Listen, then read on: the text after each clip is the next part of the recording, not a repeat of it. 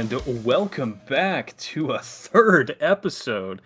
Dylan, I think we've beaten the odds by making it here to episode in week 3, statistically speaking. We got a good episode lined up today, a lot of niche shows, new games, and a bit of drama in the gaming world, but looking forward to it. Dylan, how are you doing? Dude, great. No I was cares. All right, let's get right into the first topic. Damn, that was better than my intro. I was planning. Dude, I was just gonna say, I think we're surpassed. I think 50% of all podcasts because they don't make it to 3 episodes. How That's crazy is true. that? What's the next milestone? 21 episodes? I think 21, and we're the top like 3% or something. I don't think like any podcasts make it that far in. This is huge. This is huge. We're doing great.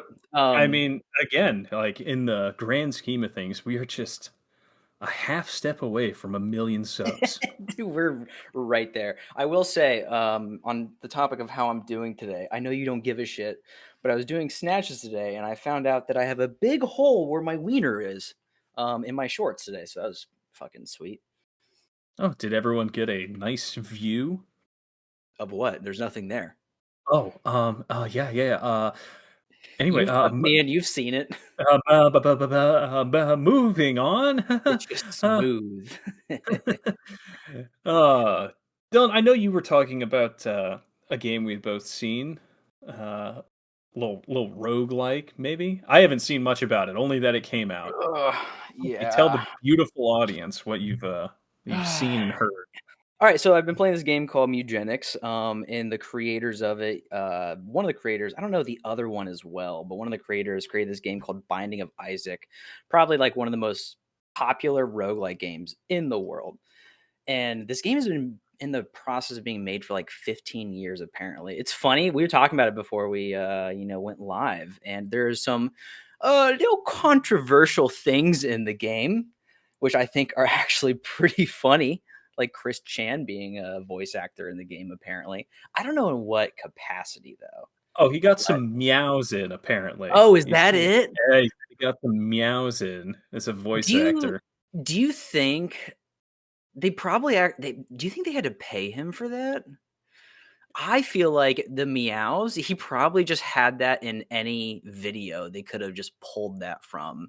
But then again, I don't think they could really do that without his permission. I don't know, but Right? him being credited with some meows is incredibly fitting for the type of freak that he is. I know, and like the game gets a lot of praise for like being very funny. Like there is a passive skill. I wonder what other skills there are. I've only got like 15 hours in the game because it came out Tuesday. There's a passive skill called autism where I think it like boosts like some stats, and then lowers your intelligence or something. But there's a lot of like funny stuff to go on. But I guess I'll just give it a little recap.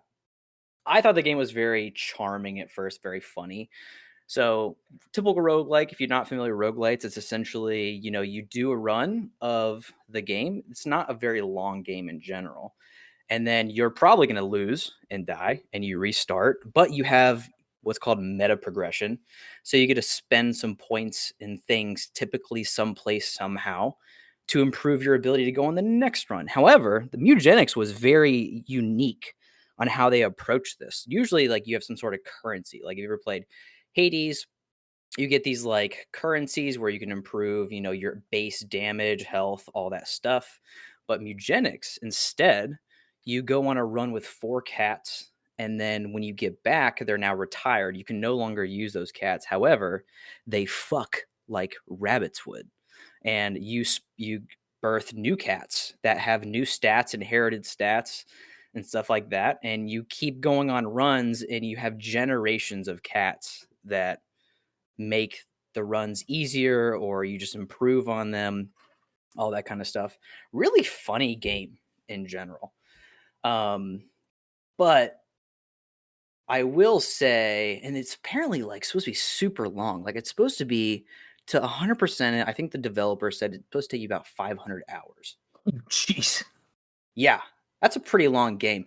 And like for a roguelike, I don't know what the average person plays on roguelites like Hades, Slay the Spire, all those other ones.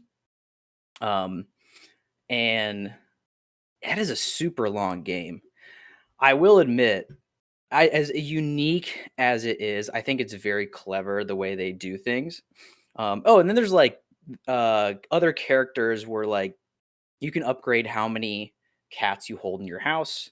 You can upgrade, how many, like the inventory you can buy from the merchants, all these other things. However, there's one person I saw on Reddit that was looking up reviews for this. They compared the game. This might have been a little extreme. They compared the game to Baldur's Gate 3. In what And aspect? dude, I don't know. I think they just compared it because it's like a top-down, turn-based RPG, kind of. But like, I mean, the thing is like, it's nowhere close to Baldur's Gate. That's like such an unfair comparison. Like Baldur's Gate, you have hundreds of abilities, and yeah, you have hundreds of abilities in eugenics, but really, you get to select from each run maybe 4 of them to use on a run. And I will say, like, I did think personally, the game probably wasn't for me as much. I thought the combat was kind of just boring after a while. It got a little repetitive. I can see why people like it. It's a very funny game. And I think it's going to do a whole lot. I do think it's getting glazed a little bit, but people fucking love it. I don't know. I'd be curious to see if you look at it, if you like it. I don't think you would. It's probably not up your alley, though. I don't know, though. So you But said you send out these 4 cats on a run. on a Send these run, 4 they're cats. your cats the whole time. There is a cool aspect that if they get injured, they're kind of like permanently losing stats. That is kind of cool. Mm. There's like some other things like you can revive them, they can permanently die. And then here's another thing that I had a gripe with it is that so you go on a run with 4 cats, you come back with 4 cats. You have to use them for breeding and you have to use them as almost like a currency um, to eventually upgrade your house size to get more cats, which is like valuable. Hmm. You have to donate 25 retired cats, so 25 cats that have gone on runs. A single Okay. run can be between 30 minutes and an hour. Is So it required that the cats are retarded? yes, it is required they have to be retarded. Oh, retired. Oh.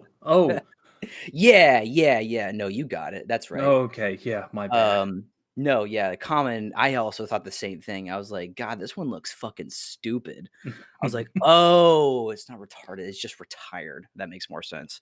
But yeah, it's funny. I think it was weird seeing a few people didn't like the game because of the humor. I was like, that's like one of the better parts of the game. It's hilarious. There's so many funny aspects to the game, but yeah, it seemed like to upgrade those things was, like, a lot. Like, it would probably take you 10, 12 hours to upgrade one building part, and there's, like, a ton of those.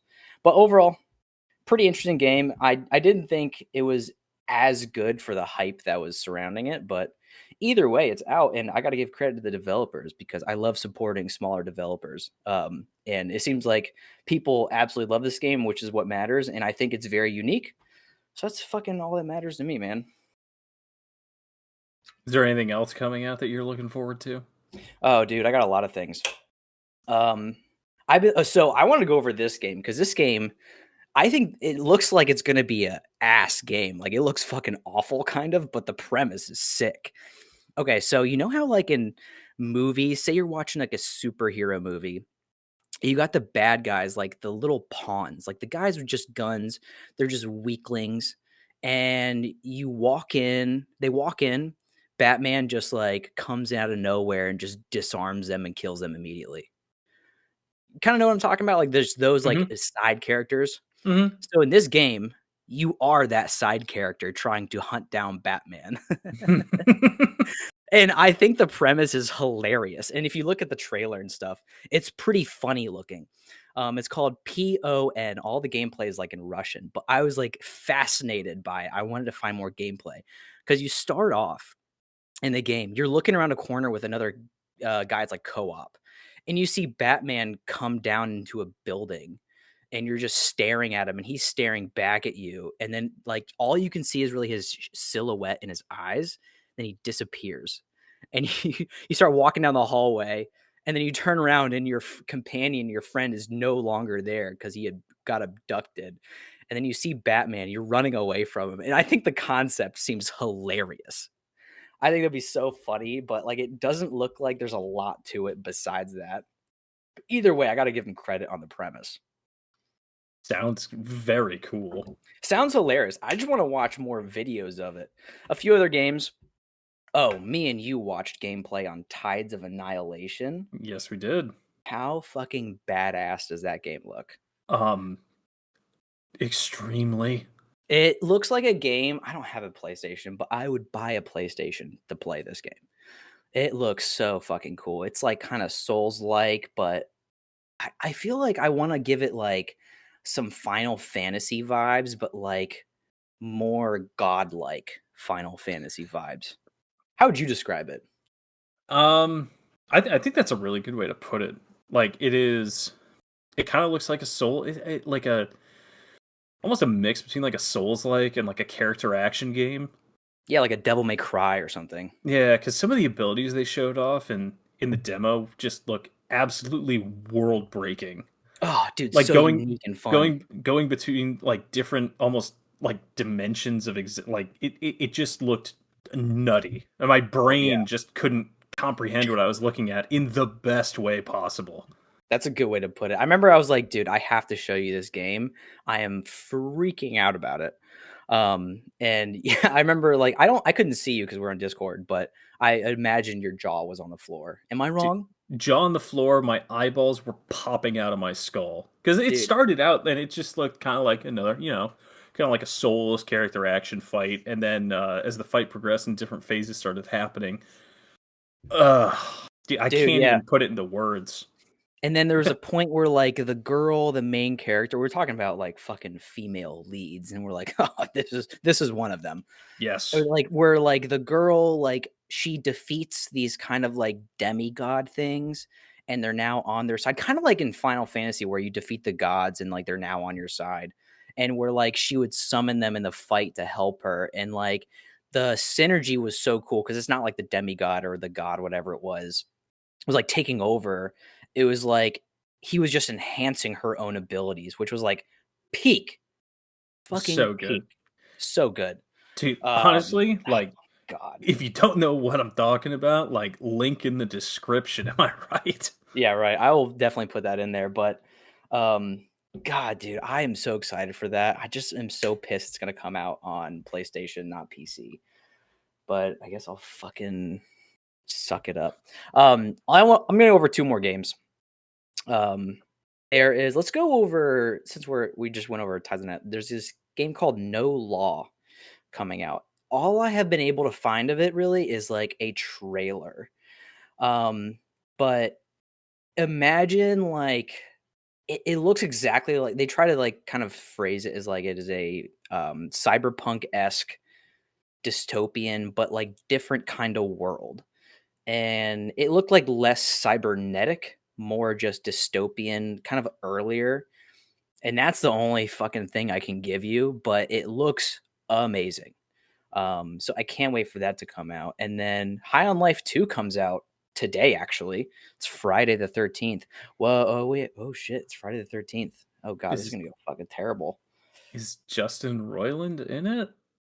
Ooh, good question. I have no idea.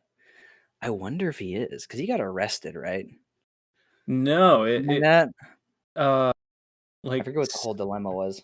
I believe, I could be wrong, it was either like sexual assault, sexual harassment Oh. allegations came out um from like former colleagues when they were at Comedy Central, I Hmm. think. Yeah, that's what it was. Something Or like that. Adult Swim, where Rick and Morty was airing. Then they fired him and found a replacement. But anyway, I don't know if he's in it in any capacity at all, but I have been seeing clips of this game and dude, it looks so much fun. I will probably see if I can get this eventually because we had so much fun with the first one. I remember I showed you tons of clips of the Hmm. first one of Let's Do It I watched you the play whole the time. first one. I Yeah, yeah, remember. yeah. The whole game, there's that last gun that just keeps going, let's do it. And at the end of the game, she goes, we did it. I fucking love that. And then Stabby makes a return, the little knife guy. Hmm. He's in it. I've seen a few clips so far because the game only just came out like today, but it looks amazing. Then there's this game that I'm going to make you play with me if we end up making money off this podcast. I'm going to write it off as a business expense called Engine Fall. So it's like you are in charge of a train, and it's an extraction shooter where you go extract to find resources for your train. You upgrade your train with defenses like turrets and stuff like that, and you have guns, all this stuff, and you can attack other people's trains with you and your co-op team, and they can attack yours. So you have to go attack other people's trains, and they can attack yours. And you have to defend yours. And I'm like, dude, that looks like fucking really fun to me. You had me sold at train. Oh, dude, I know it's right up our alley. I was gonna say, like, dude, say trains, and that's all you need to get me to buy a game. Train defense. I like that.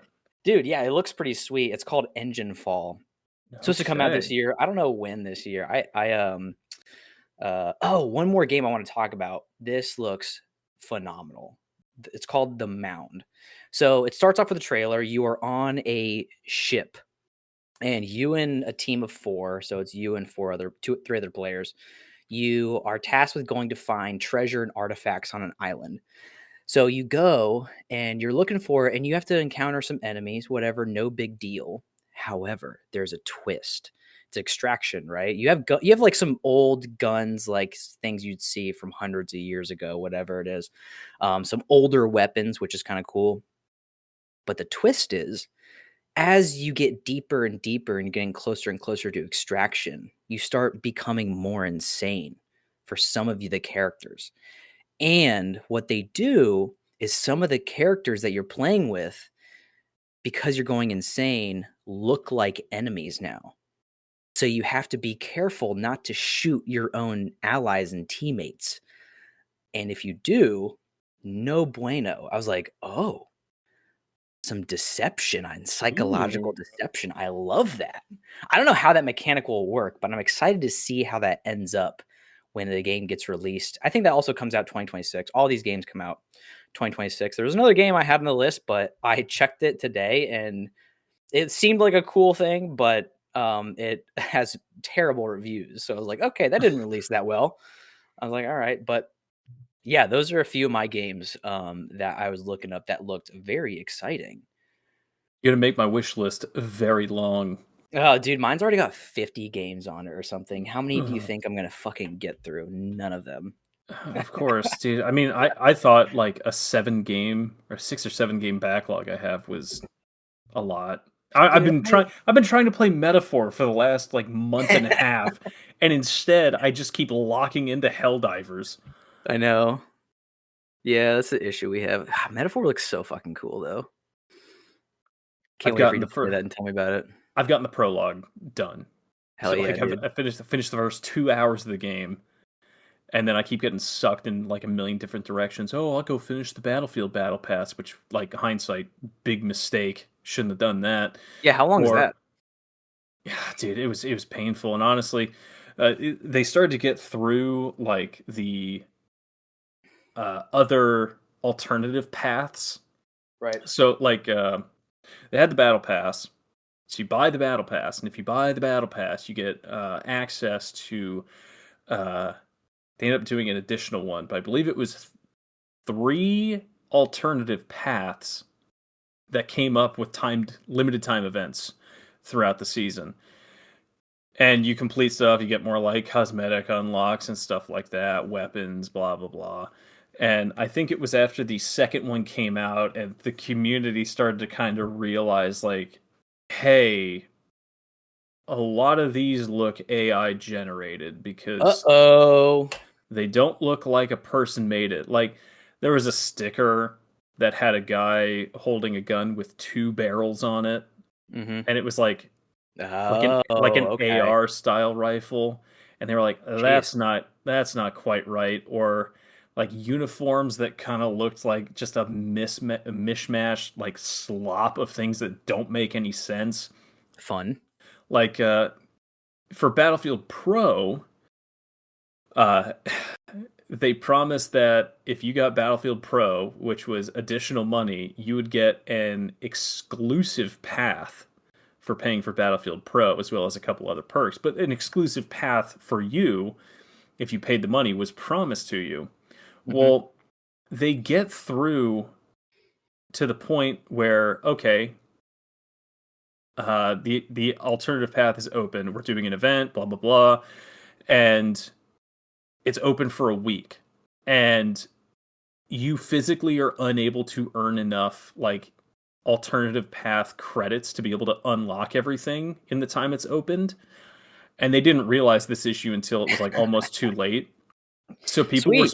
people were spending like in-game premium currency to forward their battle pass progress and Oh, complete it like in a panic. And afterwards, like on the last day or the day after, they rectified the situation and let people get enough credits to be able to fix it. But then the people who spent their in-game premium currency that cost real money right. were like, what the hell?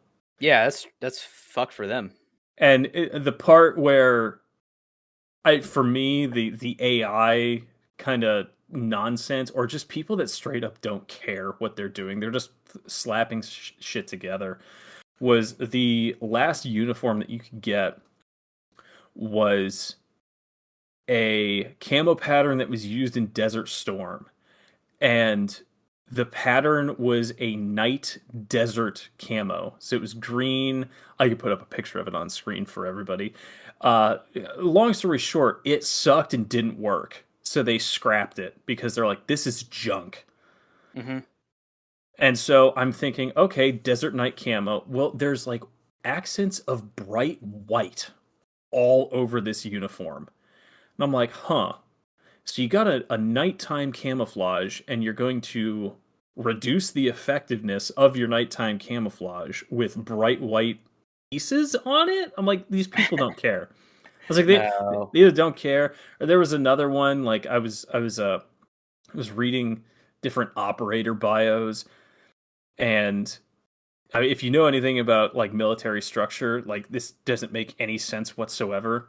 So there was one operator, and they gave a bio for it, and it said that she she went into the Air Force through OTS, which is Officer Training Selection, which is usually what happens is civilians who have a degree that want to enroll or apply for military service as an officer go through OTS. So no military background.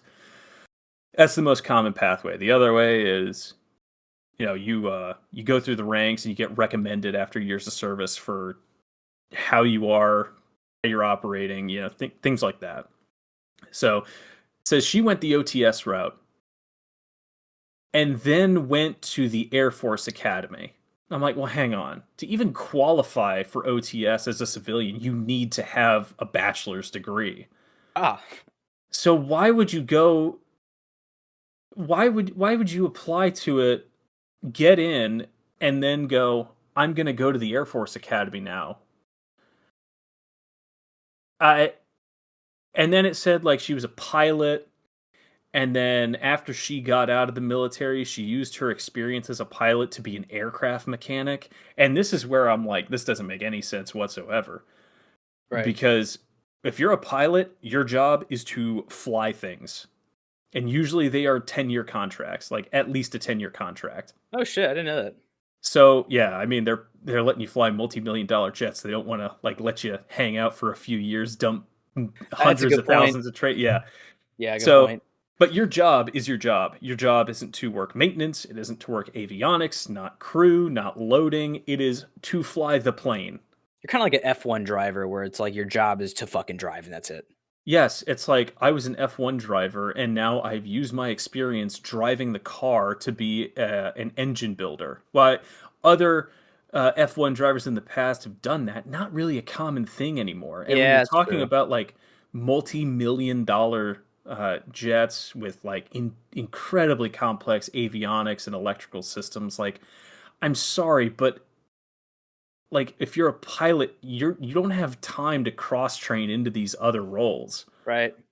And that's where I like it all hit me. I'm like, these people don't care. So I am done paying for Battlefield. Is So the yeah, I was short gonna version of ask, that story. are you still playing Battlefield? I feel like I see you play it like once in a while. God no, dude, I'm having way too much fun in Helldivers. I was gonna The say, new major order is absolutely cracked. yeah. So if you had to compare it to the Apex Battle Pass, just better or worse, if you had to just take it. That's the only thing I can Uh, compare it to.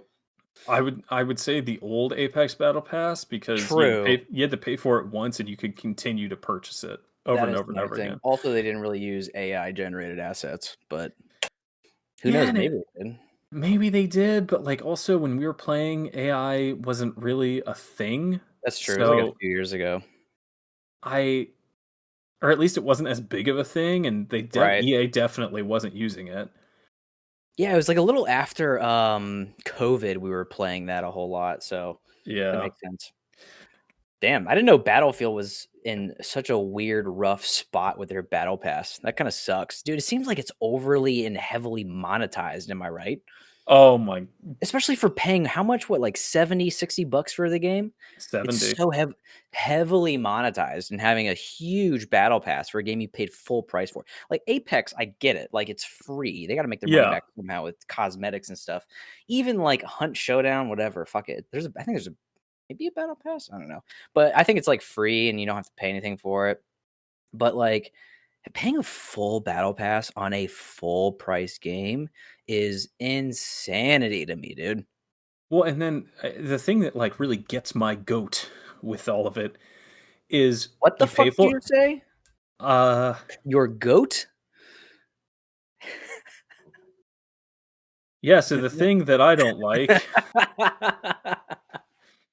I mean, you pay $70 for the game. If you bought Battlefield Pro, it's another $25. So you're up to $95. Ugh, Jesus. Okay. That doesn't even get you like operator bundles that were $24 a piece. So if you bought both of those, congratulations, that's another 50, as well as all the other cosmetic packs in the game. Like I did the math, and I could go back and check my work again, but like if you bought everything the game has to offer, you'd be like in the $300 Oh my range. god, dude, that's And fucking it's been out for insane. 4 months. Ugh. Like 4 months? I thought it's been way longer than that. came Damn. out in October. Like Holy shit. Yet again, and then here you are, playing a game, Helldivers, which came out, what, like a year ago? 2 years ago now. 2 years ago. Boom, there you go. Yeah. And they're still updating it like crazy too. They're updating it like crazy, and people get, a bit like up in a twist about some of the like super credit prices on the superstore. But the Nah. thing is, like, it's an in-game currency that you can farm relatively easily. Like, it's not hard. All the content in the game that uses the premium currency can be purchased with currency that you find in mission. And if you really want to, like I said, you can farm it like pretty easily. It is a Right. bit of a grind, but it's like, would you rather spend, an hour or two of your time to get, a few hundred super credits? Or would you rather like open your wallet? Like they give Yeah, you options. that's like a lot of games that, value your time at least. It's like, yeah, you can grind it out, but if you want to pay for speed, sure, yeah, you can pay for it. But also, like, it's funny how like there's such a stigma. If like people kind of know you paid for that, it's like we know, we fucking know. Like especially like when I was playing Arc Raiders, there's this new pack that came out that was pretty expensive, and it was like people were like, if by the way, if you have this cosmetic, I'm shooting you on sight. I don't like you. You paid for this game more than you should be. It's At like least with whatever, who cares? But I feel like with Helldivers too, like it's a almost a nicer community in that regard. Like people don't really care if you pay yeah, it is for a it. very also cooperative game. Like you have to work together, whereas like Arc Raiders, you're kind of all against each other sometimes. But dude, the update to Invade Cyberstan has been an absolute meat grinder. Ugh. I mean, you played it a little bit with me Dude, the other day. it is. I mean, granted, I'm like level 25 or something. And don't get me wrong, I'm having a fucking blast with it. But holy shit. We'll talk about that new update later. I want to talk about some of your niche shows here in a second. But man, it's super fun. But man, is it fucking hard. But that is like the big appeal to it, I feel like, for especially a lot of people. Yeah, it's overcoming a challenge with like a limited amount of reinforcements. It's Yeah, you're just kind of a guy. you really do feel that. And I love that. I love feeling like almost underpowered, but it's like, all right, let's see what I can do by throwing this little ball that sends down an orbital laser and see what happens. It is a it's very unique. I feel like there's not many, if anything, that really captures the same feeling of that. And just the That is true. hype, dude, the hype around like some of these major orders is insane. I will 100% give Helldivers that. Like, I didn't understand it when it came out 2 years ago when I didn't buy it for a while. But when I started playing it and I was just like throwing things down, I was getting demolished. I was like, I see why people like this game so much. It is so exhilarating. There's so much shit going on. And there's something very fun about getting your ass handed to for no reason. Even though you have like what, 15 reinforcements, whatever. It Uh, is yep. so entertaining. So entertaining. Just be like, hey, what's going on? I'm dying nonstop. It's super funny to me. There is also like a lot of team play aspects. Like I don't want to get sucked too deep into it right now, but Right.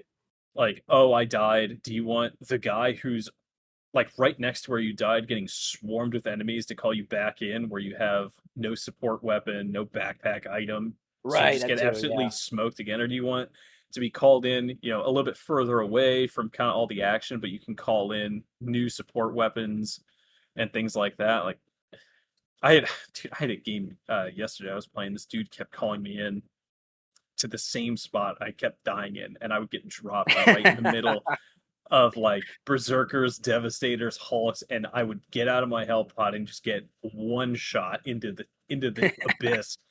And it happened like 7 times, and I had to type in chat like, "Hey, maybe this time it'll be different." That's funny. Yeah, we have fun in Helldivers in different ways. You have fun with that and actually playing the game. I kind of just have fun whenever someone says something to me in chat. I just say, I don't speak Chinese. See, you've actually been doing like surprisingly well. Like, I mean, you're like you said, like level 20, 25, and I've been like pulling you You along on don't super hold hell back dives. on me No, either. You're no, like, like we're going to super hell dives. And I'm like, I have to fucking figure it out. I think it's like, I think I've told you this theory before. It's like in any professional sport where like you take a rookie and you throw them in as your starter because you have no other option and they have no other option but to get better and overcome challenges. Like, I didn't get a chance to play in the fucking level 1 through 8. You just started me off level 9, 10 in super hell dives. I was like, and then I went back and played like a level 3 kind of like a mission. I was like, where's all the bad guys? There's nobody here. This place feels empty. a bit boring, isn't it? I was like, damn, I kind of want to go back to like the hell dives. That was kind of fun. Well, we're already here. We might as well talk about the new update a little bit on hell dives because it's been pretty exciting. Want to get us started on that? Yeah, so beginning of the month they came out with the Siege Breakers War Bond, I hate which it. It sucks. dude, Get my ass handed to. I am the War Bond itself is actually like it's really cool. They added some cool stuff. The breaching hammer, which has a I've been anti-tank seeing explosive charge on the end of it. It's so many videos about that. People diving into like giant robots and they just explode. It it's reminds me of that one perk in Zombies, the flopper perk where you dive and explode. I PhD forget what it. flopper. Yeah, PhD flopper. I just see people like running up to things, hitting them, and they explode. I think it's a hilarious, memeable new thing they added. I think it's funny. Yeah, I think like just in terms of like fun factor, like it adds a lot to the game in terms of fun factor. The armor passive is just kind of eh eh. Take damage, you get a little bit of stamina back. It's like eh. But take Yeah, it's kind of damage. weird. I could take damage, use a stim, and get all of my stamina back right away. Oh, does the stim give your stamina back? Oh yeah, Oh, fucking! You learn something new every day. yep. And it doesn't drain until the effects of the stim wear off, and then it starts to drain. FYI, I don't know anything that's going on in Helldivers. I just run around shooting things, killing things while Drew handles all the objectives. You know what? You're doing honestly, like we've done a couple of super hell dives on Cyberstand together, and like you've had 5 deaths or less, I which will is say I'm getting really good at surviving. Like, like I'm helping my team if I don't die. outrageously impressive. Like I just run around and I'm like, all right, there's a little patrol over there. I'm just gonna throw this and I'm gonna run away. thin the herd, dude. It Yeah. helps. It I know, helps. like my goal I think we played the other day. My goal was to like get rid of those goddamn Vox engines. I hate those things. They are a nuisance. I just want to get rid of them. And I was like, I'm going to just take all the stratagems I can to just get rid of them. I don't even care. That's all I want to do. And Dude, the Vox engines, I don't know how everyone else feels. I feel lied to with them. why? Because when they presented them in the initial trailer for the invasion of Cyberstan, he's like, "Oh, the cyborgs are coming back." Gave the 2 types of cyborgs that they'll be running into, the fanatic and the armored one, and they Yeah. say, "Oh, be on the lookout for the Vox engine patrolling around." And I'm like, "Ooh, like kind of a tough kind of mini boss that you don't really run into all that often." Maybe, I didn't know they said that. yeah. They're like, "Watch We out saw for it like 9 patrolling." of them in one time. And then I see like 3 of them getting dropped off from a bot drop. And I'm like, what is going on? And then I see people online, they're like, there's a really easy way to kill them. You just got to take out the heat sinks in the back of them and then drop a grenade in the bucket on the back and it instantly kills them. I'm like, oh, that's fantastic. What do I do when there's 3 others right next to it and a horde of devastators trying to rip me apart? Like, I guess I'm calling in an orbital 380. Good luck to everybody else. Dude, I feel like when they presented that, they're like, all right, guys, we have some exciting new things coming to Helldivers 2 this week. So we got, first of all, cyborgs. We have this armor pack, and then they go into extreme detail on it. And also, in less exciting news, it's very minimal. We have the Vox engine. Anyways, let's move on. And it's very small. Don't worry about it. Yeah, you probably won't run into it a whole lot. Yeah, And you'll see them like honestly, once a game. yeah, the bullshit factor on it isn't that high either. I haven't even like so it has the mounted like laser Gatling on it. Haven't really died to those a whole lot. It's the like rocket barrages, and Yes, I like that it lights up the ground where things are going to land, so you can get out of the way, which is nice. However, we talked about this. the AOE on that explosion is absolutely ridiculous. It is. It's like it's like probably like 1.5 times the size it is lit up on the ground. Even mentioned that to you, and you were like, "Dude, that's exactly what I was talking about with other people last night about the Vox engines." Is those, and also like there was one point, I think it was the lasers, maybe it was just machine guns. I was kind of in like an outpost area up on a little hill thing, and there was a wall, and the Vox engine was clipping through the wall and it could shoot me because the gun got past the wall and I died. And I was like, all right, we need to fucking work on that. That was fucking annoying. There's 3 things I don't really like about it right now. And it's not the challenge that it adds because I like the challenge of new enemies. Like when the factory striders came out, those were so cool. Oh So yeah. cool. And people are trying to figure out different ways to take them out. And now like there are more surefire ways to take them out relatively quickly. And while they are still a massive threat, they can be more readily dealt with. And I'm sure the same thing is going to happen with the Vox engines at some point. But the 3 things I don't like about it, we mentioned the AOE on the rocket barrage Hmm. that it shoots. Um, I don't like that if one person aggroes it, it knows where everyone is. Really? I didn't know that. I was playing with my brother last night, and he was about 150 meters ahead of me. He aggroed it. It knew where he was.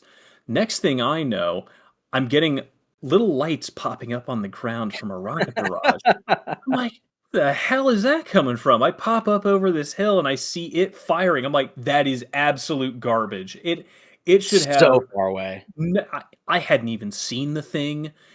It didn't see me. It didn't have a line of sight on me. So I'm like, not that like it needs to be tuned down to the point where the thing is stupid, but like if it sees one person, there's no way it should know where every single person on the map is.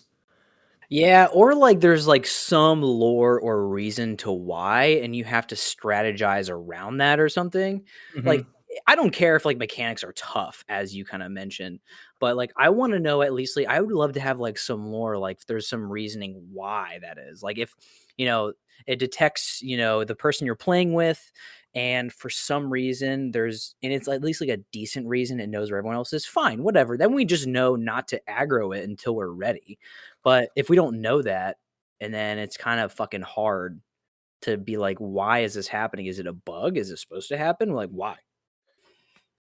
The third thing that I absolutely cannot stand about it is the sheer accuracy that it has with its laser cannons. It is very accurate. That is right. So it's got two cannons, shoots off in 6 round volleys, which is fine. However, if I'm 250 meters away from it and it drops around on my face, bullshit. Like, and I was running away. I got domed. And I on death screen, I'm like looking around. I'm like, well, where the hell is it? I see it through this sliver between two buildings, 250 meters away from where I was. I'm like, there is no way that that should be happening. I Yeah, maybe they need some adjustments, or at least like as I said, some explanation on it. Because they seem a little maybe overtuned. Is that fair to say?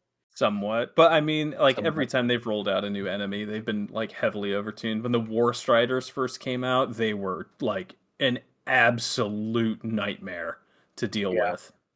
Would you Um, rather when like a new enemy comes out, them being overtuned or undertuned and they fix them? So like, over. they come out, oh yeah, I was gonna say over too, because then you go back to them and like, okay, now they're more manageable to deal with. I would hate being like, oh, this new enemy is like nonsense. I don't have to worry about them. And now suddenly having to worry about them. Yeah, it makes it. I don't know. Also, from like a player standpoint, it like gives you a sense of like we've become more powerful almost. I Like guess you that's have. true, yeah. Yeah. Yeah, oh, like, oh, things have progressed on in the war. We can more effectively deal with them now. Yeah. Versus like you start out, they're kind of easier, like a big nothing burger to deal with, and then Right. the devs go, "We wanted this to be a bit more of a challenge," and then they fix them, and it just spikes the difficulty, and you feel like frustrated, and you're like, "Well, this is True.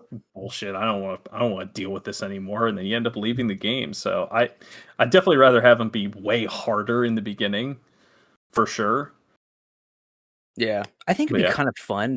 I just thought about this for like when more games when developers like patch things and balance updates, if for some of the bigger updates, like say they're tuning something, they have some lore reasoning on why that is being tuned the way it is. Like I feel like it'd be so easy with Helldivers.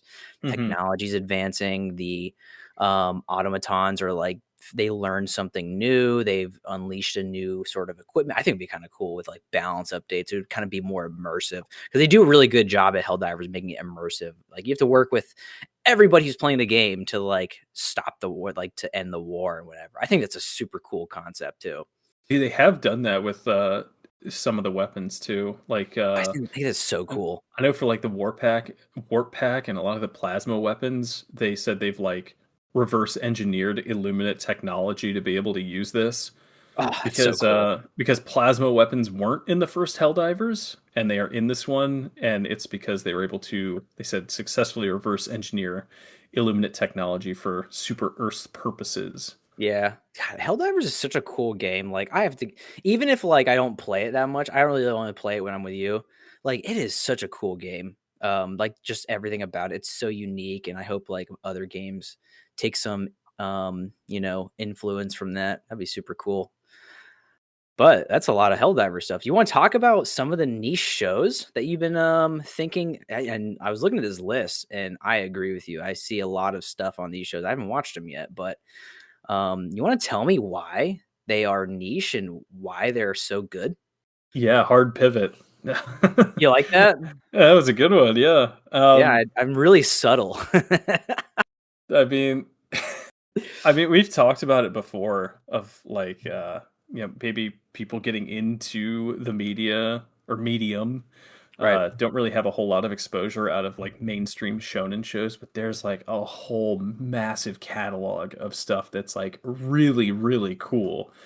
Um, like some of the shows, most of the shows I have on here have like, if you really wanted to, like our friend Jake, you could look up this show's fight scenes, and you could you could watch it. There's one, not so much, but we'll get into that. But first one, I'm sure other people have mentioned it before, but it is absolutely underrated, slept on. Ergo Proxy. It is phenomenal. Um, it asks Dark show. I've only dar- watched a few episodes, but it's super dark and I love it. the atmosphere that it builds very quickly is absolutely insane, and it asks a lot of questions about like humanity, what makes a person. Um, Kind of very philosophical and a little introspective almost. And there's not a whole lot of like straight up combat, but it builds tension and progresses the story along in a way that like I haven't really seen out of a whole lot of other shows. And if I'm remembering correctly, it's like 25, 26 episodes, Oh, something that's like not that. bad at all. No, It's an so easy it's watch.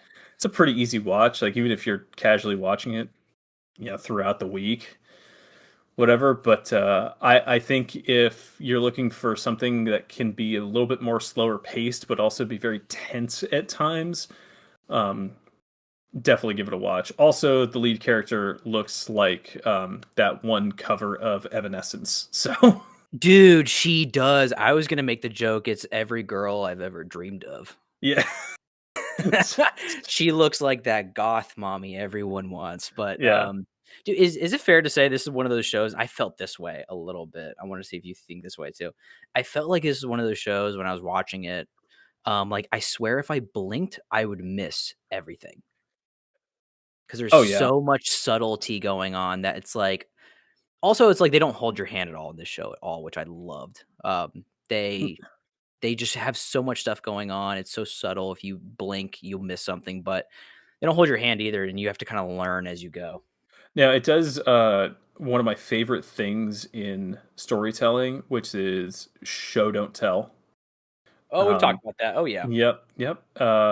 So it's not bogged down with like insane amount of exposition in every scene, so beyond a shadow of a doubt what's going on. It makes you think, ask questions, try to piece things together on your own. And when I was watching it, I found myself trying to think ahead of like, well, why is this happening? What do I think is going on here? And like, I don't want to give too much away about it because it's just fantastic.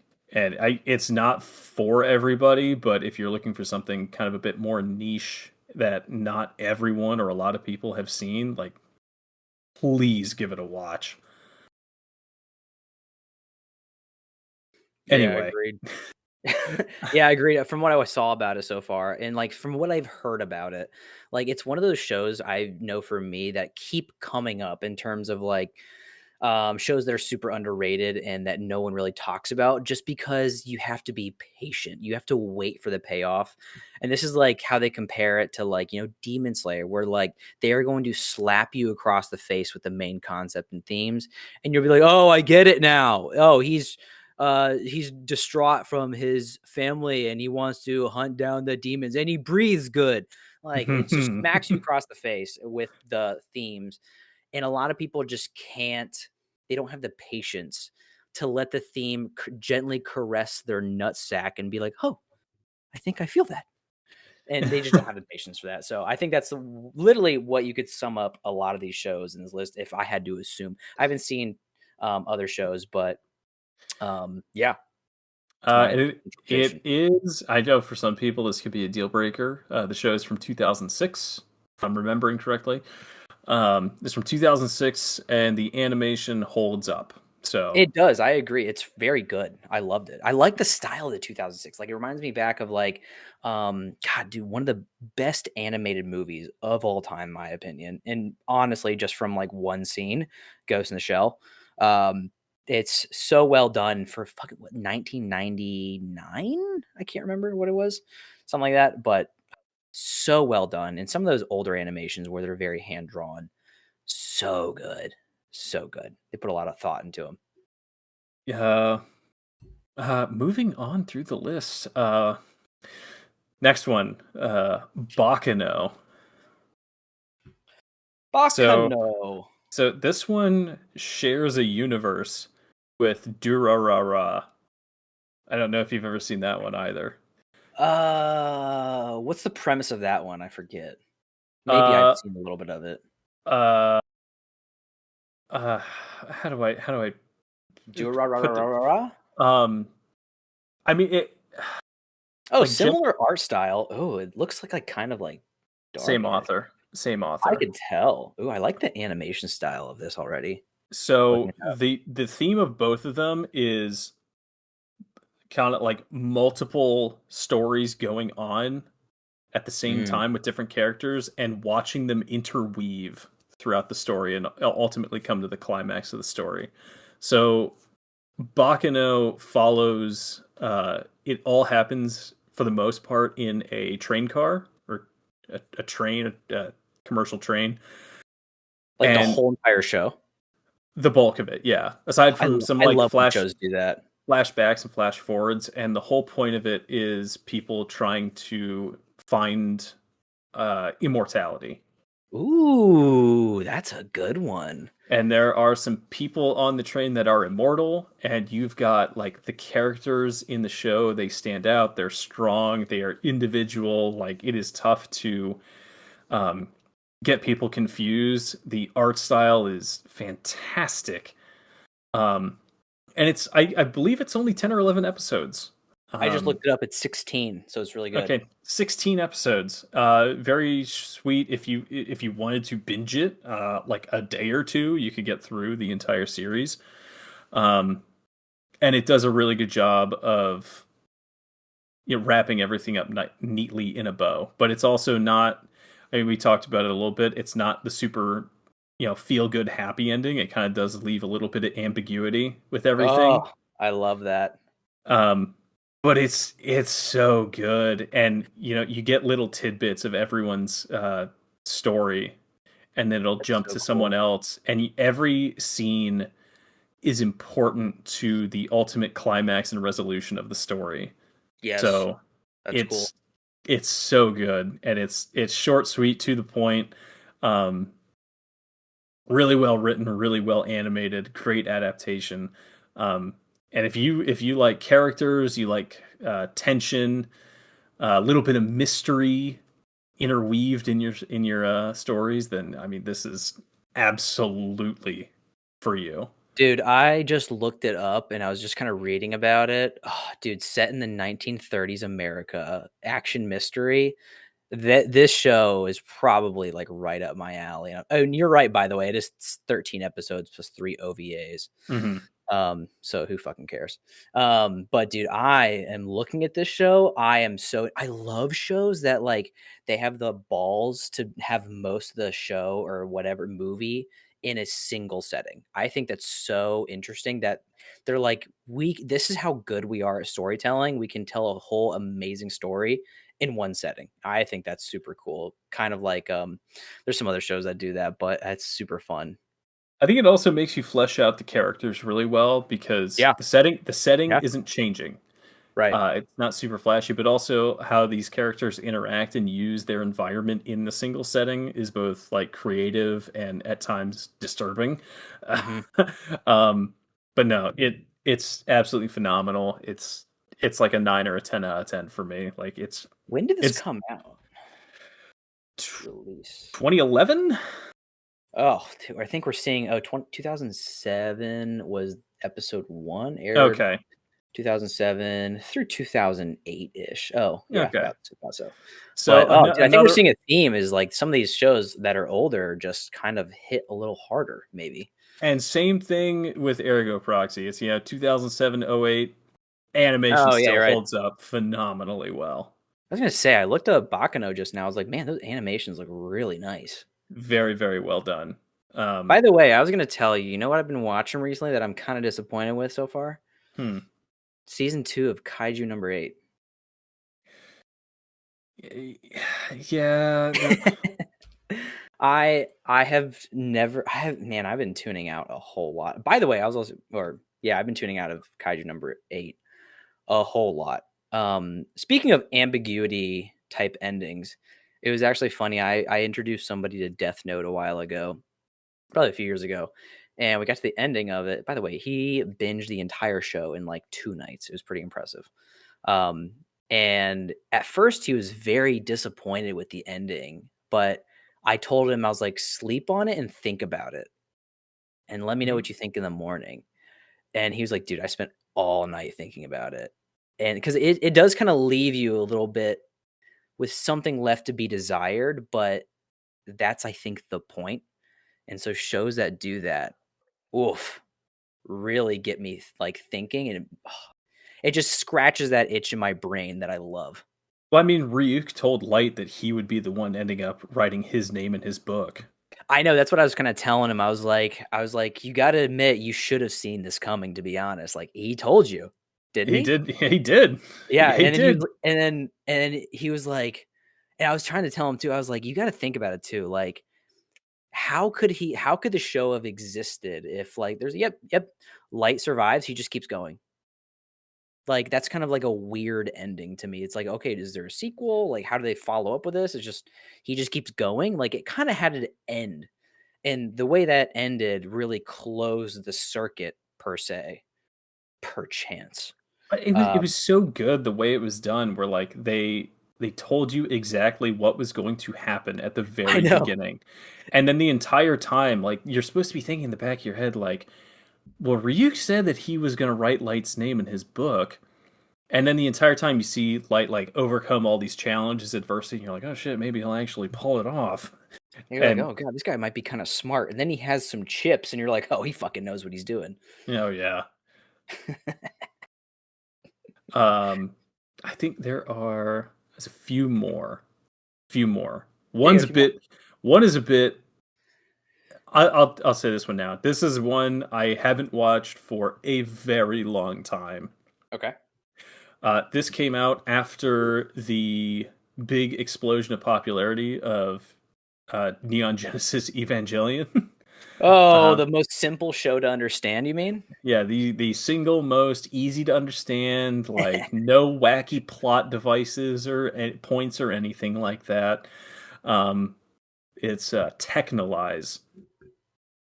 So again, like big robot make brain happy type thing. Um, it came It's out not in spelled how you expect, by the way. no, it is not. No, no, no. TexhnolYze.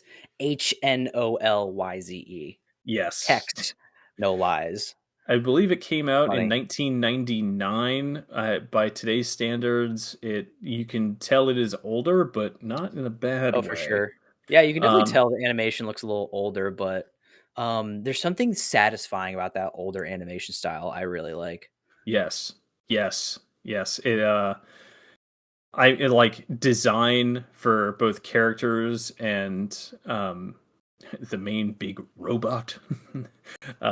Actually, really We good. love big robots. Other one I could talk about here is Razafon, which was also really good.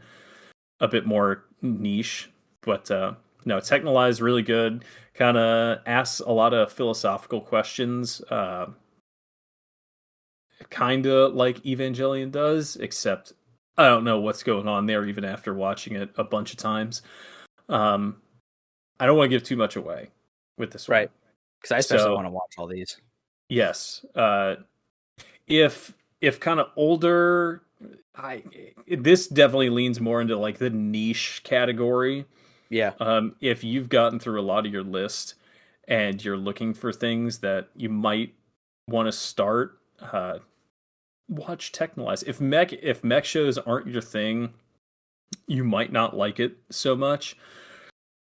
Not a problem that I have, luckily, because luckily I have a big brain. Because but no, it's It's really smooth as good. fuck, though. Don't get me wrong. Uh, Good cast of characters, awesome character designs, really like kind of in depth and deep plot at a lot of points. But I mean, it's really good. It's I can't say enough good things about it.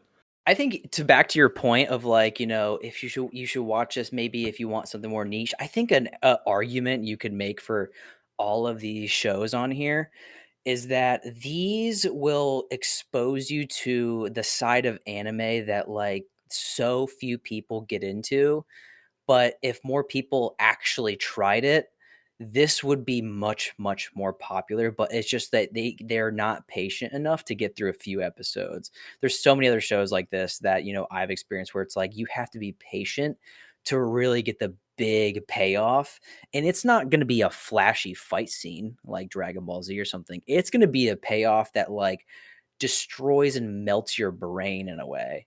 So I think like to your point, even if, you're not through your list, fucking try out one of these shows, to just like experience something different than the mainstream stuff you get thrown in your face, which is all good. Don't get me wrong. But like, I think trying these shows out would be huge just to expose people to something different that you probably will love. Um, I'm just realizing something. Go ahead. Uh, might have had an oopsie. Hmm. Um, I mentioned it. I totally was thinking about the wrong show just now. um, you see, it wasn't Technolize that I was actually talking about. It was Razifon. Uh, that was the one that came after the resurgence of Look how great fucking success. dumb you look, Yeah, dude. that was the one that I was came actually gonna say after because Evangelion. I googled Technolize and I was like, I don't see any mix, but I'm sure there are because he said so. No, no, Because Technolize. he's There's the dumb fucking expert. Yeah, Technolize is the like cyberpunky minimal dialogue show, but Oh, it's that's kind really of good. cool. But I was Um, actually gonna ask oops. you, besides your big fucking oopsie to recover you here out of this awkward Oh situation. goodness. Oh goodness. I was gonna ask you, does it bother you that, or do you think it's really cool? And is this also why you love Attack on Titan because it's technically a mech show? What is mechanical about it? People. If you go and look online, people argue that it is technically a mech show because they control a. I don't know if you want to call it a mech, but it is controlled by wiring or something, and they are inside of it, kind of like you would be in an Ava or a Gundam. And people argue on the internet that it is a mech show. What do you have to say to those people? Dude, we're getting lost in semantics here. Like that's being so pedantic with like the definition. Like I Attack on do is people tight. People that start that stuff are the same ones that go to parties and be like, "Is a taco technically a sandwich? Is a Dude, yeah, hot dog you're a right. taco?" I'm like, you're just trying to get a rise out of people. It's funny, like, if you Google it, while not traditional sci-fi giant robot series, Attack on Titan is widely considered a flesh mecha anime. What does that mean? Due to the thematic structure and similarities, Titans act as biomechanical pilotable suits. I keep Sure. I stumble upon that argument every now and then, and I think it's like kind of funny to think about. It's kind of like the whole like, oh, does it bother you that a tomato is a fruit? Or did I ever tell you about how my old roommate would go to parties and his way of picking up women was, hey, waffles are pancakes, and he would just hope to spark a conversation out of that. And I was like, wow, dude, fucking awesome. And then he was known in my dorm in college for leaving our dorm with, one or two women and coming back with none. He was very impressive on doing that. I Dude, was like, Damn, you're good at that, dude. People that get into those kind of conversations are like wet napkins in social settings. Oh, dude, tell me about it. Like his other pickup line was he would go up to women and be like, I'm in the frat, yo gabba gabba. And he would do like the shit I used to do in college, like the pinky and thumb up and go.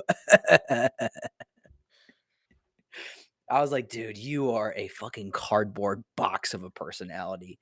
You suck. Go play your trumpet somewhere else. He was also a rapper, I but do people I feel like when people like open a conversation like that, they say things, "Oh, Attack on Titan's actually like just a mecha series." I'm fully expecting to get an actually statement if you try to refute like actually dude, Poindexter here. that Like reminds me, come on. I saw a video last night, I think on Instagram, and it reminded me of you when I first met you a little bit. Not really, but kind of. So this dude was like, I think the caption was like, we've all met that one dude who's way more into anime than you. And he's like this kind of guy. This dude goes, yeah, so I'm pretty standard. My favorite anime is One Piece, Naruto. And then the other guy goes, yeah, those are pretty standard. But have you ever seen the show My Little Sister's Really Hot? First of all, it's my little sister couldn't possibly be this cute, okay? Yeah, something like that. And I was like, that is how I've experienced with some people.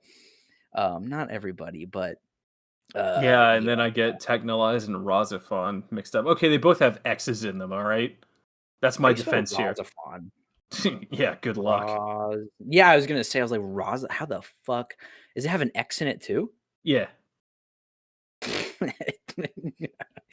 Rocks of dude, there's no way I'm spelling that. Fuck it, who cares? There's a PH in Anyways, there too.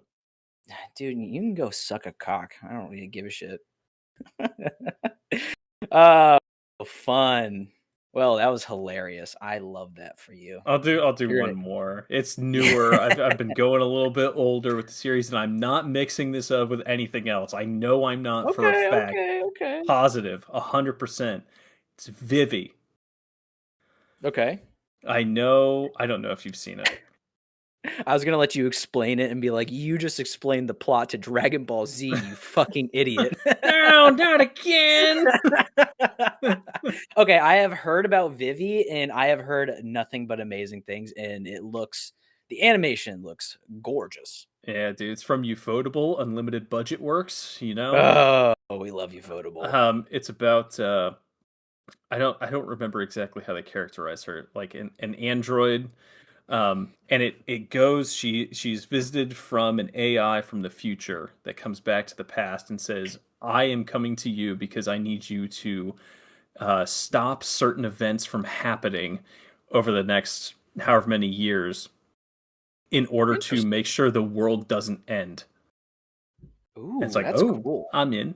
So it starts out and she will either go to sleep for like sometimes a couple of years, sometimes decades, and then be woken up again when she's needed to kind of change the outcome of an event that is going to happen. And Hmm. oh man, it's really cool. You see, like, it's cool to see kind of there's like different factions that are almost kind of like Luddites that hate technology and AI that Yeah. are coming up. And weirdly enough, it is kind of playing into what's happening today with there's people that are all in on AI and other people that absolutely detest it in every aspect and want to like move away from it. Right. Um, but it's really cool the different situations that she either needs to alter, stop from happening, Oh, change, that's really cool. and the entire time you're sitting asking yourself, well, this is an AI or a robot from the future. Is it actually telling her the things that need to change for the better, or does it have ulterior motives? Ooh, You're kind of that's sitting there cool. thinking, yeah. I mean, animation's gorgeous. I think it came out in 21 or 22, somewhere in there. Oh, it says I ran for 13 episodes? Yep, yep, short Yeah, series. 21. Ooh, yeah. So it kind of reminds me of a little bit of like a derivative, I guess you could say, of like Taco P, where it's like, oh, I'm from a different planet. I'm here to help you, but my version of help might look different and might look incorrect for you, kind of thing. You In can that, binge it in a night. You can do that binge it too. in about So 4 or 5 hours. this Yep. kind of reminds me of like this British show I started. It's kind of cool. It's called The Lazarus Project. It's not an anime, it's just a normal show on Netflix where there's these people who can remember what happens. They can reset the world to a checkpoint in case there's like a national, like humanity ending disaster and they get to redo things. But there's only like 5 people in the world that can redo it. Kind of a cool concept. Um, it's pretty deep, but this sounds really cool. I'm really into this. Yeah, this is another one that like I feel like this one's gone so under the radar. I barely ever hear about this show. And I'd be Which curious to know why. which is kind of surprising because it has like really good action sequences that are well choreographed, beautifully animated. I know, The story's engaging. It's short, sweet, to the point. Um, but yeah, I mean, if animation is a concern for you, then this is the same studio that's done Demon Slayer and the Fate, a lot of the Fate series. right? So Kara no You know, Kyokai, they did that too. So I mean, rest easy. They're crushing it. this makes me think sometimes. It's like, what makes an anime like blow up in popularity and recognition? Because, this seems like pretty good. I can't wait to watch this one now. Um, that I feel like it's just like the typical shonens that blow up. And oddly, when you look at like, there's some rankings I see from different accounts. They rank episodes. There's actually a lot of romance and slice of life on there, which always Hmm. surprises me. By the way, a slice of life I'm kind of excited for that's coming up. It's Smoking Behind the Supermarket with You or something. Have you heard of this? Mm-mm. It's like a little slice of life where, um, someone, these two people are just like behind a supermarket smoking a cigarette, and that's it. That's the whole show. But like, I don't know why, but I'm so intrigued. I want to know what happens. How do they make a whole show about this? So I don't know. I'm excited for this one. Another show I'm excited for. I think I sent this to you. There is an independent guy making a show about SCP, and I am so excited about it. That is right up your alley. Oh, dude, I am. Oh, we're gonna do an episode on SCP stuff. Actually, no, I don't want to do that. This is an anime podcast and video games. SCP is not anime until that show comes out. Then I can talk about it.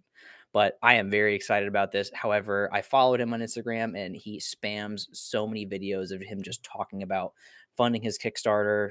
And, props to him. I hope he gets funded really well, but it was kind of annoying. But I'm excited to see what happens when that comes out. But I'm excited to watch this show, Vivi. All these are super short, too. Like, you can get these done in a week, Mm-hmm. which is sweet. By the way, I wanted to mention we haven't even talked about the topic of the new cover of the podcast, but we have a new cover for it. We're gonna make a new cover every week. It's kind of cool. Yeah, this It- is one that I mean, to say the least, makes my blood absolutely boil. yeah, you have a lot to say about it. And this topic, I don't know much about it. I know a little bit, but I know you wrote in our notes so fucking much about it. And I was like, "Oh my god, I didn't know there was this much information on this topic." And I was like, "God, Drew is going to give me a lecture on this, and I'm pumped for it because I want to hear the drama." Okay, so Star Citizen. Oh yeah. Where do I begin? So Well, first of let's. all, a question for you: what's the difference between Star Citizen and Squadron 42? Are these two separate games, or is it a studio, Yes. or what? Okay, okay, Yeah, that's what I same thought. studios, two separate games. Star Citizen, the game, is an MMORPG set in space, essentially. The whole gist of Too it bad we is don't you have can. any other of those out there. Yeah, Elite Dangerous doesn't exist. That's not real. Um, the whole gist of it is you can literally do anything. It drops you in, doesn't really Oh hold your yeah. hand. You can do anything you want. You can be a trader, you can be a mercenary, blah blah blah blah blah. It's kind of like Kenshi, like in the sense that it drops you in and says go nuts. The difference between Kenshi and Star Citizen is Kenshi didn't raise $1 billion in crowdfunding. Yeah, billion with a B. $1 billion is Dude, estimated to have crossed. It was over 900 million in October of 25. So it is anticipated that it has crossed or is very close to crossing $1 billion in funding. dude, Um, listen, you can put me on a beat, you can put me on in space, you can put me in mountains. If I'm not starting off washed up on a beach, I'm not playing it. That's simple. um, Here's my problem with, well, and then Squadron 42 is the single player experience set in the Star Citizen universe. Okay. So you're seeing more kind of like alpha and beta gameplay of Squadron 42. Excuse me. Wait, so hold on. They're trying to make a single player game out of their MMO game? No, no, no. No, okay. Um, Anyways, oh, I was gonna ask are they making a game, a single player game out of their MMO game? Pretty yes and much. no. Oh, okay. That's gay. Whatever. So it's its own separate standalone thing. Same studios making it. Um, I would say I have two problems necessarily. They're using crowdfunding from Star Citizen to pay for it, Did which, not know that. That's interesting. yeah, which I mean, they also do Weird. have like private investment and other funding going into it, but like the 900 million that they crossed in October was crowdfunding specifically. Um, and they have like a big cast of A-list celebrities and actors in Squadron 42. They got Mark Hamill, they have Henry Cavill, they have um Damn, that's a crazy cast lineup. yeah, Jesus. Gary Oldman's in it. Like I have no You have idea how they Gary pulled this Newman off. too. That's not what I said. So everyone knows Star Citizen has been like in development hell for over a decade now. God, it's Um been forever. I keep hearing things about it in the fucking Reddit verse every yes, once in a while, and I'm like, dude, I just stopped caring about it so long ago because it's like they don't have anything solid to put out. I've seen very little. it's it's painful to watch. Oh yeah, I bet. Um I'm just looking something up real quick. Okay. So this year, Star Citizen in August, Star Citizen will have been playable for 13 years. Wait, And playable? Really? yep, and Like beta, alpha? I'm guessing. it is still in alpha. So alpha testing. Okay, okay. Yes. So it has raised an estimated $1 billion, or at least very close, still in alpha. And you might wonder, well, how have they raised so much money? Microtransactions and the storefront, baby. Wait, So hold it's on. People are paying microtransactions for this game that is in alpha right now. yep. So That's wild. I like how you also wrote in here, even if it got out of alpha, went through its beta testing tomorrow, it would still be a pay to win game. it would be like That's funny to think about. here's the thing too. Like the only thing that has gotten consistent updates and like love has been the storefront. That's fucking And sad, dude. dude, it is because like you might be sitting there asking like, oh well, how have they raised nearly $1 billion like from crowdfunding alone? And then you look at some of the prices of in-game stuff that you can purchase. Specifically, the most expensive pack that you can get is the Legatus 2953 pack. It is $48,000. Wait, what? I thought you were gonna say $48. And it does bundle nearly every ship in the game, so you do have access to a lot of the stuff. I don't know if it bundles some of the more recent uh like cruiser class or like fleet cruisers that it has in it that are absolutely massive, but I have no idea. I'd have to look into it more. Okay, Um, that's crazy. So, like, have you seen that reminds me of that have you seen some of those games where it's like called Banana on Steam, where you just buy, like, essentially NFTs of, bananas in, like or, like, Steam things. You can sell them, trade them, they're more rare, you buy them in packs. I feel like there you just make one of those if you wanna fucking make money. Like, just why go through why bother, like, making an actual game to do all these stupid microtransactions when you can just skip all that, make banana game. yeah, and like here, the next two notes I have kind of play off each other. So you already said the one. If it got it out of alpha and went through beta testing tomorrow, it would still be a pay to win game. Which brings us to the next point. They have dug themselves into a hole with these microtransactions in game for funding because there's an expectation from people who have paid thousands of dollars for these ships and in-game items versus what someone who just purchased the base game, like what feels like good player progression without like a monstrous grind. Yeah. So let's say you have someone who paid nearly 50 grand to get all these ships. How do you qualify or like quantify the amount of time it would take someone to get some of these Right. Yeah. like frigates, like fighters, like how do you break down the amount of time it would take to get money in the game? And also, I would assume that there are more effective ways in the game to make money than others. Right. So it's going to push people to a certain play style to be able to get these unlocks, and it just doesn't sit right with me because like it's been nearly 13 years and they still only have an alpha, and the only thing that they've added, I don't want to say the only thing, the massive thing that they've updated, and what do you always see on like the For You page when it comes to Star Citizen? Oh, I'm going through this new ship that they just released, or I'm gonna go do some space combat in these new ships. They have added a lot of systems. They've added a lot of interactions. They've added a lot of like ways to play the game. I'm not gonna say they haven't put in work. They clearly have.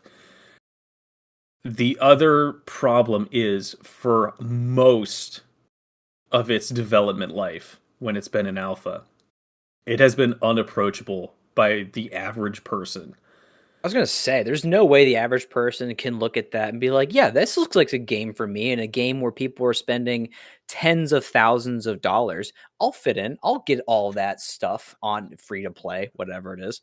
I remember it was, I believe, probably 5 years ago now. I had a couple friends who they had, at the time, were considered pretty like beefy rigs. They had 2080, 2090 cards with like some pretty gnarly processors. And they had constant performance issues with the game. Wow, fucking figures, dude. So like, and it's one of those things where there's, I don't know, I would assume this is what it is. There's what they want to do, and they're trying to do it and waiting for technology to catch up to make it feasible.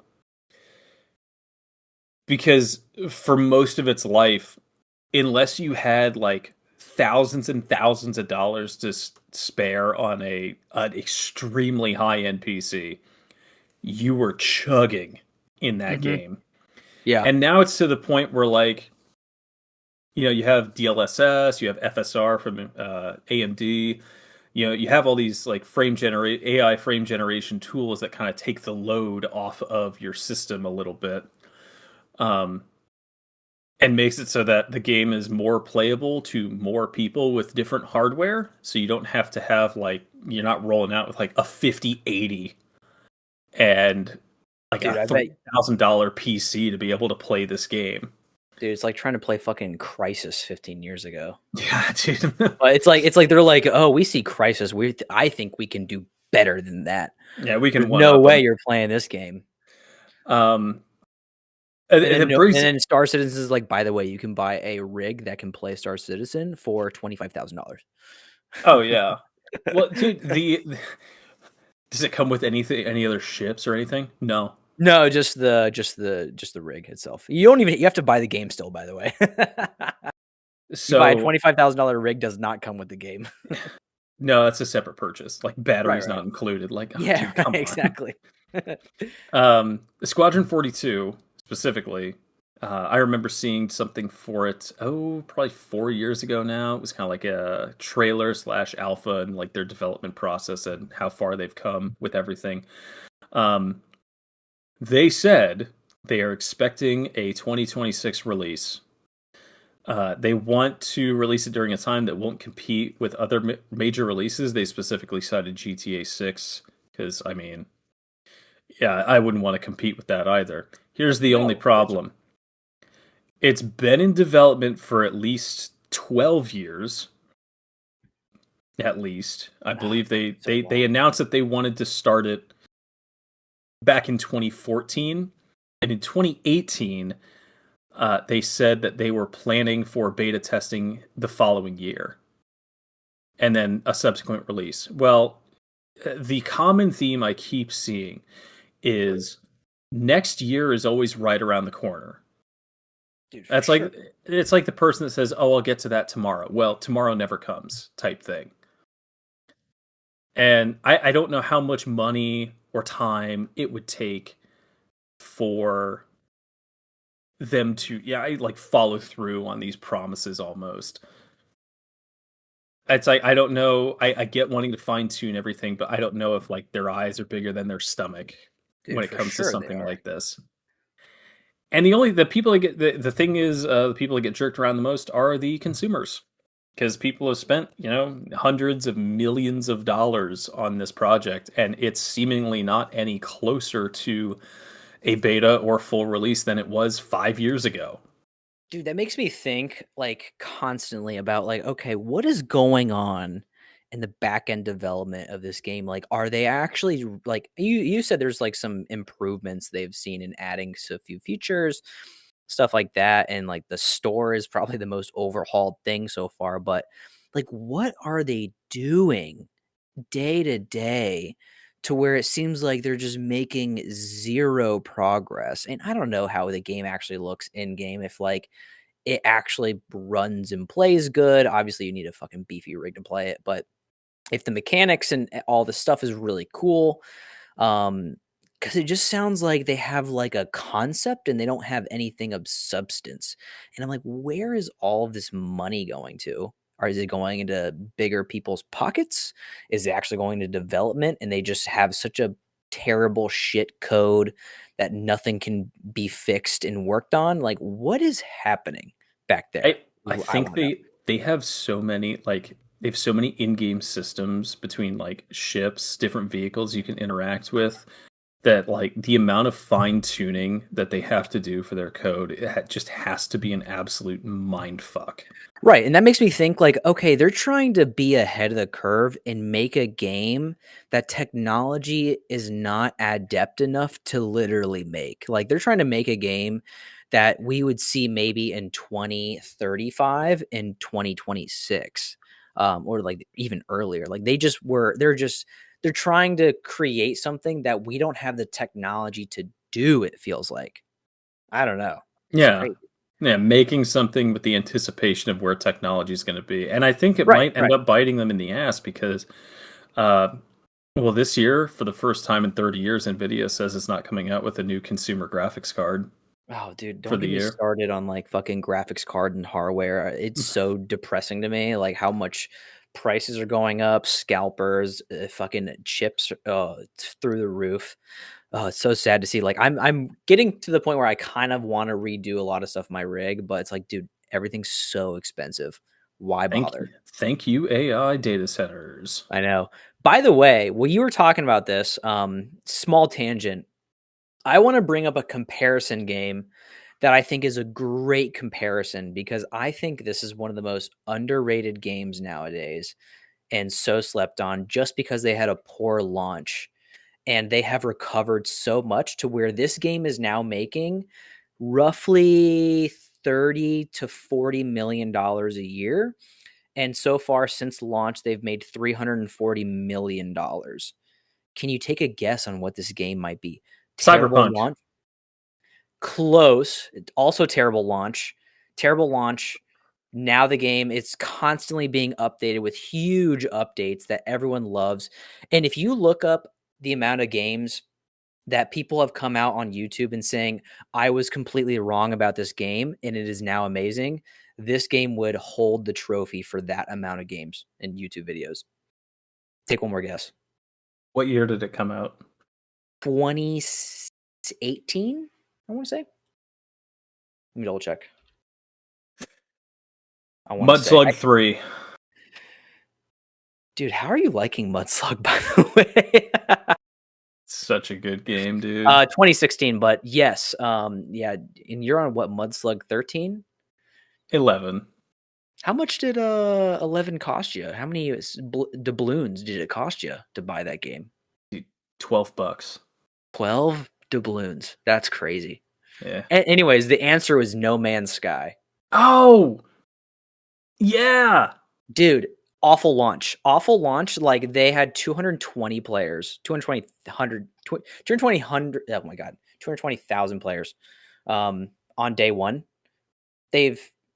It was awful after that, but they've kept updating it. If you just look up No Man's Sky on YouTube, the first thing you'll probably see is, I was wrong about No Man's Sky. It is now amazing. They are averaging roughly like $40 million a year on sales, and there's no microtransactions. There's literally nothing, free updates all the time, and the updates are huge. They are creating such an incredible world with it, and I'm sure it blew Starfield out of the water. Like, Yep. this is just an example of, like, yeah, they had a bad launch and they recovered, and they probably could have done better. They had a better launch, but like, you don't have to go spending $900 million to make something that is like unobtainable. You can just make a good game and then add content to it over time, but you have to make things that are like reasonable. And it just seems like to me, Starfield or Star Citizen and Squadron 42 are just unreasonable games that are way out of the means of what anyone can produce. But that's like a fun comparison. It's so funny to like look up or read comments about if it'll ever release, and then you see people commenting, I was in my last year in high school when I initially donated when it first got announced, and now I'm married with children. Dude. And it's no closer to coming out. And then other people comment like, the year is 2070. Oh my God. Star Citizen has entered beta, and Yeah. Half-Life I think I've seen that. Half-Life 3 released a decade ago. We have fucking Battlefield set like 25 out already. Dude, it's so, I don't know, like, it's kind of like back to like maybe like the sunk cost fallacy of like, they're like, we've put so much in it now, we have to keep going. But it's like, dude, you got to know when to fold. You got to know when to fold. But then again, they're making money probably still on microtransactions. So like, why give up if people are still willing to pay for your game? I think if people didn't pay for all those microtransactions that are absurd to begin with, they would have given up a long time ago. But also, they probably were promised a whole lot in terms of a game, and they were buying in early. So I don't really blame them all that much for that. But now, man. the reason I say that I think the average person's hardware can run it more reliably is because as time has gone on, the amount of money they've raised each year has gone up. Oof.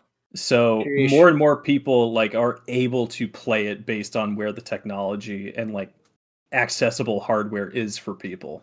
Yeah. Oh, God damn, dude. That is crazy. I could go on. Dude. But I know you had something, you sent me something. I think this would be a good like final thing to do for this episode. Sure. You sent me a thing that I was really interested by, and I think it'd be a lot of fun. It sent me a list. Oh, my list. Sent me a list. Yeah, think about what show or game satisfies the topic best, and then try to guess what the other person would guess. Dude, I had so much fun thinking about the answers to these, and this might be pretty quick. Like, we'll go through this pretty quick, but I think this would just be hilarious to do.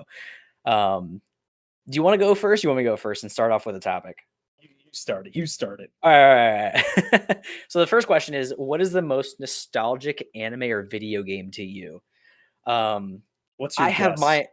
my guess for you. Yeah. Okay, let me tell you what I wrote down, and let me tell you what I actually think. I wrote I think I was drinking when I wrote this, but I wrote I don't know why, but I wrote Corey in the house. And then I wrote Sailor Moon, and I don't know why. I've never seen Sailor Moon. By the way, when I'm watching any anime with Hannah, she's like, "Is that Sailor Moon?" I'm like, "Can you fucking knock it off?" I forget, I think I was watching Fate Stay Night, and every character that showed up, she's like, "Is that Sailor Moon?" I was like, "Let me. Can I show you what Sailor Moon looks like first before we move on?" But my actual answer was going to be, I took kind of a guess: Gurren Lagann and Bioshock.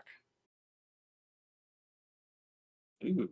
I feel like they're not wrong, but they're not like the number one answer. Also, if either of us gets even one of these right, I think Very that's going to be impressive. impressive because there's so much.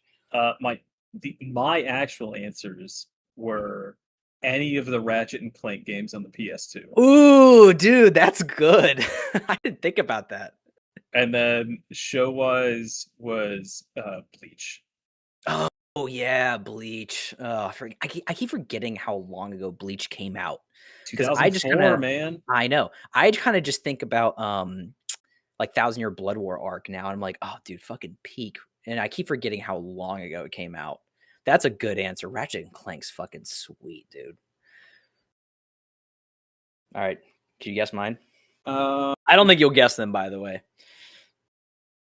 but maybe you ooh, will. video games. I'm trying to think. I Like have I have 2 video games and 2 anime shows. If you get even one two. of them, Okay, well, I'll guess two for the video games. Tamagotchi. And then oh god, I actually guess. Mario 64.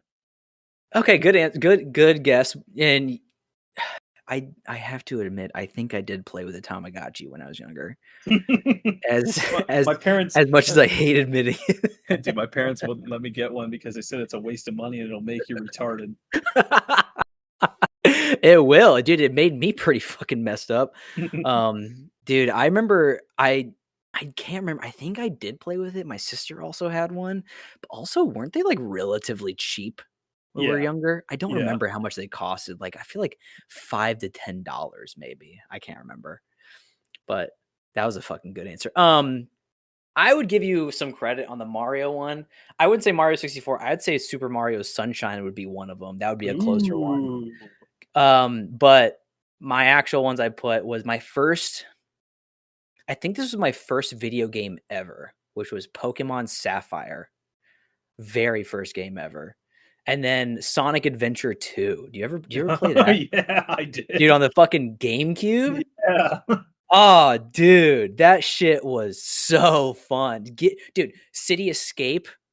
God, best fucking map theme song That's ever. such dude, you and Jake, when we hang out, you still I hear rolling around at the speed of Rolling sound. around, dude. What a fucking bop. Oh my god, what a good song. That is timeless. I hear that What a intro bass line and I'm like, oh, here we go. Here's 3 minutes of stupid. You just hear it down now now now now now now. Yeah. And you're like, I hear ah, fuck, here we go. hey Jake go, whoa. And it's the same way when we start hearing Hero 2 from My Hero Academia come on. It's just the same thing. We just go full stupid for Oh 3 yeah. minutes. um oh, and then anime. Did you guess anime yet? I don't think you did. I've not. Nostalgic. Nostalgic, nostalgic, One of nostalgic. them's very obvious, but one of them's more niche. Um obvious nostalgic. Naruto. Yeah, there you go. Hell That was yeah. my first ever, because like that was back when I was like going from like cartoons to like I saw Naruto come on like an advertisement when I was younger. I was like, Mom, Dad, clear the fucking living room. I'm watching a little blonde kid fight things. I gotta watch my stories. I literally said that when I was younger. Because my mom would say that all the time. She's like, "I gotta watch my stories." I was like, Yeah. "I gotta watch my stories." She's like, "What's your story about?" I was like, "A little blonde kid that gets beat up and has a demon inside of him." She's like, "Oh, that sounds No, kind no, of no, no, no. It's for kids. It's for kids. I swear. My other one, I've told you this before. Goes back to when I had like minor insomnia. I'd wake up in the middle of the night, watch like Adult Swim or Toonami, but I'd fucking get up in the middle of the night and just, for whatever reason, Zatch Bell was always on. Yeah, you have told me about that. It was always on, and I don't know why, but I'd start watching it, and I was like, "This fucking sucks." And I'd be like, kind of getting up off the couch, and I'd see like the little fucking puppet cast a thunderbolt, and I'm like, "Well, hold on." I was like, "And there's other puppets that have abilities, you're saying?" I was like, "Well, And dude, they fight each other? and they fight each other?" I was like, okay, I guess I'll watch this." But yeah, that was fucking funny. All right, go to the next one. You can read it. What world would you thrive in the best? For you, Sims. Uh, mm, And also, it okay, is it is a I have a simulator. I have a legit answer, but my other one was a joke. It was Tokyo Ghoul, because Oh, if you think jeez. about it, well, no, if you think about it, Kaneki's problem was that he wanted to date this woman. You wouldn't have fell for that. You'd have said, Yeah, "Get lost." yeah, the touch of a woman, gross. But my actual answer, and I have to explain this, is one thing I'll give you is your social deception skills are top notch. That's why I said Among Us. But Uh, you're actually really close. oh, really? What is it? Farming simulator. Shut the fuck up. That's pretty good. You would just go for, dude. I think one of my favorite jokes that you and the guys on Discord have is, I still think about this and I make this joke all the time, but no one gets it. Is we're driving around, we'll see like tractors on farms and like, whoa, there's those machines they got from that game Farming Simulator. Yeah, could you believe they played that game and thought, I bet we could do this in real life? I think that is still the funniest joke. I love that one. Oh, by the way, and I don't even have to explain why. I gave an answer for Jake. I'm not even gonna explain it. You'll just understand it. But BioShock, Yep, we know why. yep. The kids. The kids. um. Oh yeah. So you said Farming Simulator. Yep. What world do Uh, you think I would thrive in the most? oh, it's easy. It's clearly Animal Crossing. Fuck, that does sound pretty sweet. Um, I don't think I actually put down an answer for this one, but I think I would thrive. Fuck, I don't really know. I would just say Animal Crossing. I like Animal Crossing. That Yay! game's fun. You ever play that game? I played No, that during COVID. I have a great hatred for Isabel after playing Smash. I forgot about that. We fucking love it. I will say I do love the memes where like you see like Doom guy fucking up things and Isabel just walks in through a portal and they look at each other like they're equals. And Yeah. I think that's the funniest shit. um what anime or video game would you enjoy the food of most? Mo that's not what's down here. It's what world Oh, has the worst food? oh, I changed it. Oh, let's do that one. What has the worst food? Uh What for hmm. me you think has the worst food? I'm gonna say I thought a lot about my answer. I'm trying to think what you might say. Oh, I have a good answer. Fear and hunger. Dude, probably I can't imagine what they have to eat. I know, well, I know what they have to eat, but it's fucking disgusting. Um my actual answer was Tetris. blocks. I know, by the way, I have a great answer for you. Also, Zelda, no fucking way can you tell me throwing 45 apples, 7 chili peppers in a bowl is going to turn out anything good. Fuck that shit, dude. Got kind of a good point. All right, my answer for you, I don't think you're gonna get it. Deep Rock Galactic. Damn. No way, did I get it? They have a lot of beer though. That's a good I know, but answer. don't they eat like rocks and shit? What? No, they don't eat rocks. Oh, I Googled it, and that's what Google told me. Maybe I'm they like, what do do eat they eat rocks. in Deep Rock Galactic? It just said rocks and beer. That does sound pretty crap. No, I said Girls Last Tour. What the fuck is that? It's a Was show. Oh, it is?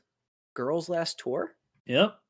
Oh. Post-apocalyptic. Very bleak. Oh, interesting. Food is hard to find. Oh, that doesn't sound good. Oof. All right, you go next. What made you cry the hardest? We might have the same answer here. Oh, dude, we might. Oh, my answer was when We Fit called you a fat piece of shit, or when you stepped on my scale and it said you were 56 years old. Okay, we don't have the same answer.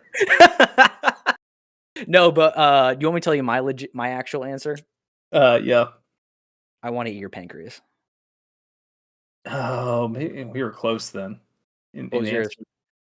Uh, the top of the mountain scene of Your Name, where they meet each other for the first time and then immediately forget each other. I was thinking about the scene. It was Your Name. That was one of them. It was I Want to Eat Your Pancreas. When he finds out she's dead and he's with her mom. Oh fuck, that hurt.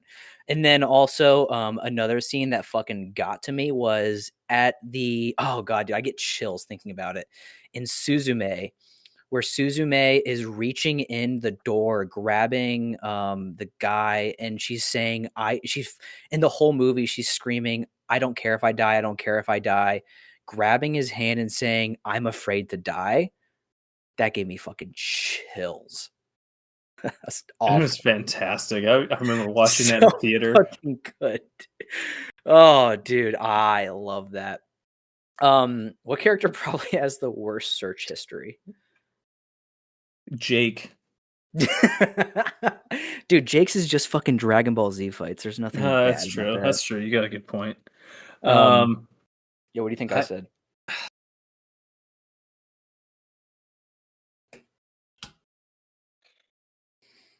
I think we can come to an agreement because I think my answer you would also agree with me on.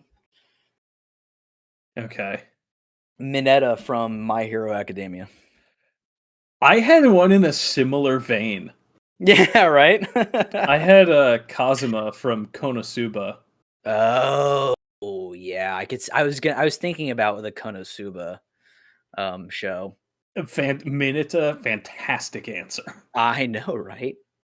But I was like, man, that might be. I feel like he's got some fucking weird shit in there. Little weirdo. What is a character philosophy that you agree with the most? Can I give you my answers for you of what you said? God, yeah. Frieza. Hello, monkey. Second, Toby Rama. Come on, man. Third, Tom Nook from Animal Crossing. All he wants to These, do is get you in debt and take all your money. these people are all racist and awful. Okay, actually, my actual answer, and I think you'll maybe agree with this, and I think this is Drew from maybe a few years ago. Not as much anymore, but hear me out. Okay. Shikamaru. Everything's a drag. I hate women. I want to be a wet blanket. That's it.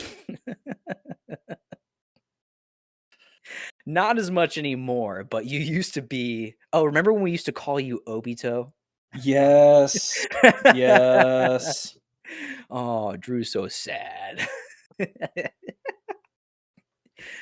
But I like Frieza as my answer. I had Shogo Makishima from Psycho-Pass. Oh, While I that's a don't good agree with one. his execution is bad.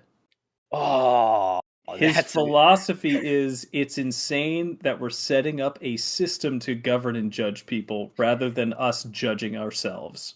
See, dude, actually, it's funny you mentioned that. I was thinking with this question, I was like, do I pick somebody who's got like an actual deep, yet if you portray it the wrong way, it sounds bad? Like, for example, Light. Like, overall, like his idea of just getting rid of criminals is a great idea. How he went at it, a little questionable, but like Mhm. that's a good one. Oof. I was not thinking about that one. I like that one. Yeah, that's why we See, think in the fourth dimension over see, here. the one that I picked, where is mine again? Oh yeah. Mine is the exact opposite side of the spectrum of my philosophy that I agree with the most. What did you say, like Madara? No, but that would be kind of cool though. He's a fun character. Um, this is more jokingly. This is not my actual answer, but jokingly, it was like, if you think about it, there's a lot of people that subconsciously think the same way as Taco P. I Just want to just make want to every, help. I want to But make my everyone actual answer happy. was my philosophy I agree with most is fucking MASH from Mashal. Singular goal, huh? Cream puffs. I can solve all my problems with muscles. How's I that? was I How's took that the turn out simple for route. you? Not well, I'm not that strong. I can't fly by just fluttering my legs yet. But I'll get there. Don't I think worry, you I'll just get need there. to try harder, and you're I right around the I corner. I do just need to try harder. All right, best mechanic either in a game or show. I have a funny answer for this one. No, I have a real answer. Oh, I know your answer. It's the power of friendship. Oh, God, I said a real answer, not a lame one. That's the only one I could think of, but what is your answer? Uh, actually, Yeah, actually. it's the Nemesis system from Shadow of War. Dude, I was actually thinking about putting that down. That's Yeah, so dude. weird. I was And literally thinking because we talked about that last week, didn't we? yeah, we did. Oh my Yeah. god, that's so funny. I was thinking about putting that. Um, so, so I thought about this as like my favorite mechanic that I think would be hilarious to see in real life is what if people who saw somebody they were attracted to actually just full on got nosebleeds? Yeah, what a great mechanic. I think that would be so funny. Like you're just with a group of friends, and then like one of your friends sees a girl that's like really attractive. He just starts splurting blood out of his nose, and he falls over. Oh, I think that would be so funny. um, what's the next one? Most overrated show or character or game. All right, this is where people start getting pissed off. Okay, Okay. is yours a character? No, mine Okay. are actually two games. Can I guess yours? Yeah. I think this is I have one guess, and Okay. this is the one that I've heard you talk about consistently that you do not like, which is Sword Art Online. That was one of them, yeah. Oh, yes. Nice. That's the only one I thought of. And then Uh, obviously, and I didn't really want to go with like the typicals like Deku or Tanjiro because like we've hashed I those out wrote already. him though. I put him Oh down because he yeah. sucks. Oh, okay, cool. Do you have guesses for mine? Most overrated show, character, game. I feel like you said that One Piece is overrated. Actually, I did not. I was actually thinking about talking about good things about One Piece the other day. Um, game. I think Fortnite. that's actually yeah, that is definitely one of them. Crazy overrated. Hate it. Same thing with Genshin Impact. Never played it. Don't like it though. Don't care. But my actual answers I wrote down, Minecraft and any sports game. God, dude, I fucking hate. Yeah. I'm not a big mine. I get like why people like Minecraft. I get like it's cool doing all the servers and stuff, and maybe this speaks to my age. I don't know. I just never. I got into it a little bit, but oh my god, I could not just spend hours upon hours just sitting there forever. Wait, did we miss one? No, What there's still three character more. death that still haunts you? Did we do that one? No. Oh, we didn't. Which one? What do you think for me on that one? I have one you'll agree with me on if you get my answer right. You say Neji from Naruto? Fuck that guy. Who cares? No. What? uh, if you said Takapi, No, not Takapi. Take like one or two more guesses, like deaths that like, and this is a little bit more recent, by the way. Not is it recent within the last few years. show or video game? Video game. Sorry, show. Show from the last few years. You will so agree with me on this one, by the way. Show from the last few years. And Someone we could died. also even chop this up as not just this character, but multiple characters from this show. That's a big hint. Oh. Multiple characters. Yeah. Oh goodness. Take one guess. It's definitely not Akame Got Kill, because that came out more than a few years ago. Yeah, I'd say like few years. Another hint. Okay. We were living together when we watched this. Oh. And was it Edge Runners? It was Rebecca. Yeah. I was so sad, dude. She got stomped into paste on the concrete. And then David died, and David was one of my favorite characters. Ugh. Rebecca died, and then I literally like the next day installed Cyberpunk and went and found her gun. I was like, "You're not dead when I'm around, Rebecca." My guess for you was Show Tucker. What do you think I am? A monster? Yeah. Haunts me? Dude, I'm just talking about like what you told me in the past. You were like, "Man, I really agreed with that guy, Show Tucker. I'm sad that he died." What are you talking about? You're like, I could totally understand the need for his experiments. You are out of your mind right now. The meme is like, oh, what are you watching? Oh, well, I'm actually watching an anime. Let me show you a scene to help you get into it. And you show him the Nina scene with Show. Have you seen there's like these what is it? They clipped Show Tucker into like Spy Family with Anya and her dog. And then it's like people are like, no, please don't do this to me. I can't have this. No. I was like, damn, that's like kind of close to what happened. What was your answer though? Kamina from Gurren Lagann. Oh, yeah, you do like Gurren Lagann a lot. Didn't see it coming. Oh, It was pretty early in the series. And yikes. That's all I gotta another say. death. Oh man, should I spoil? Expedition 33. Let's just say that. End of Act 1. Oopsie. We all know what we're talking about. Oopsie. Hey, If my buddy Jim's listening to this, just don't pay attention to that because he's not there yet.